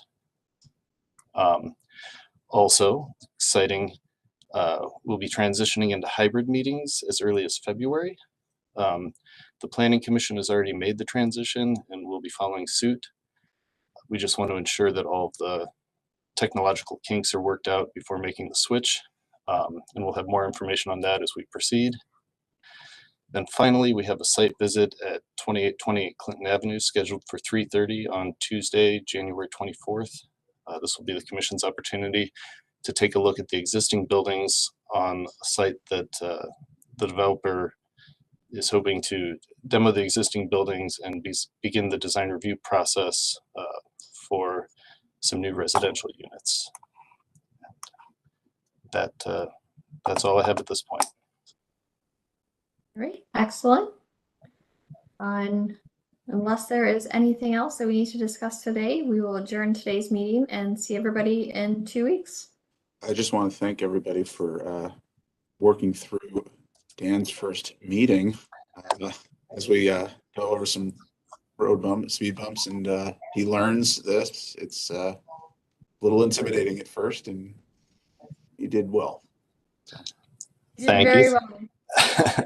Thank you to you all, and Carl and Jessica have made it very easy from the the administrative standpoint. It's kind of stepping into a well-oiled machine. I also have to just commend Carl for holding down the fort as interim secretary and organizing so much administratively in the meantime. So much has been streamlined in the process. So I just want to give a virtual clap for Carl.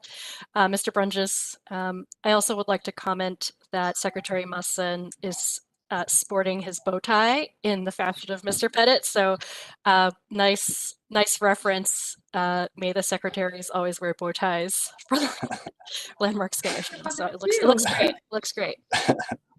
Just had to remember how to tie it. Bow ties on Thursdays. Right. Yeah. Well, excellent. No, it's nice to have you aboard, and sorry if it's even just trying to learn the new process for all of us. So I think we got through it though, right? There's little speed bumps at points, but I think we'll be better oiled for next meeting. So look forward to seeing everyone in 2 weeks. All right. Great. Thank you. Thank you all. Thank you. Have a great day. Hi, everyone.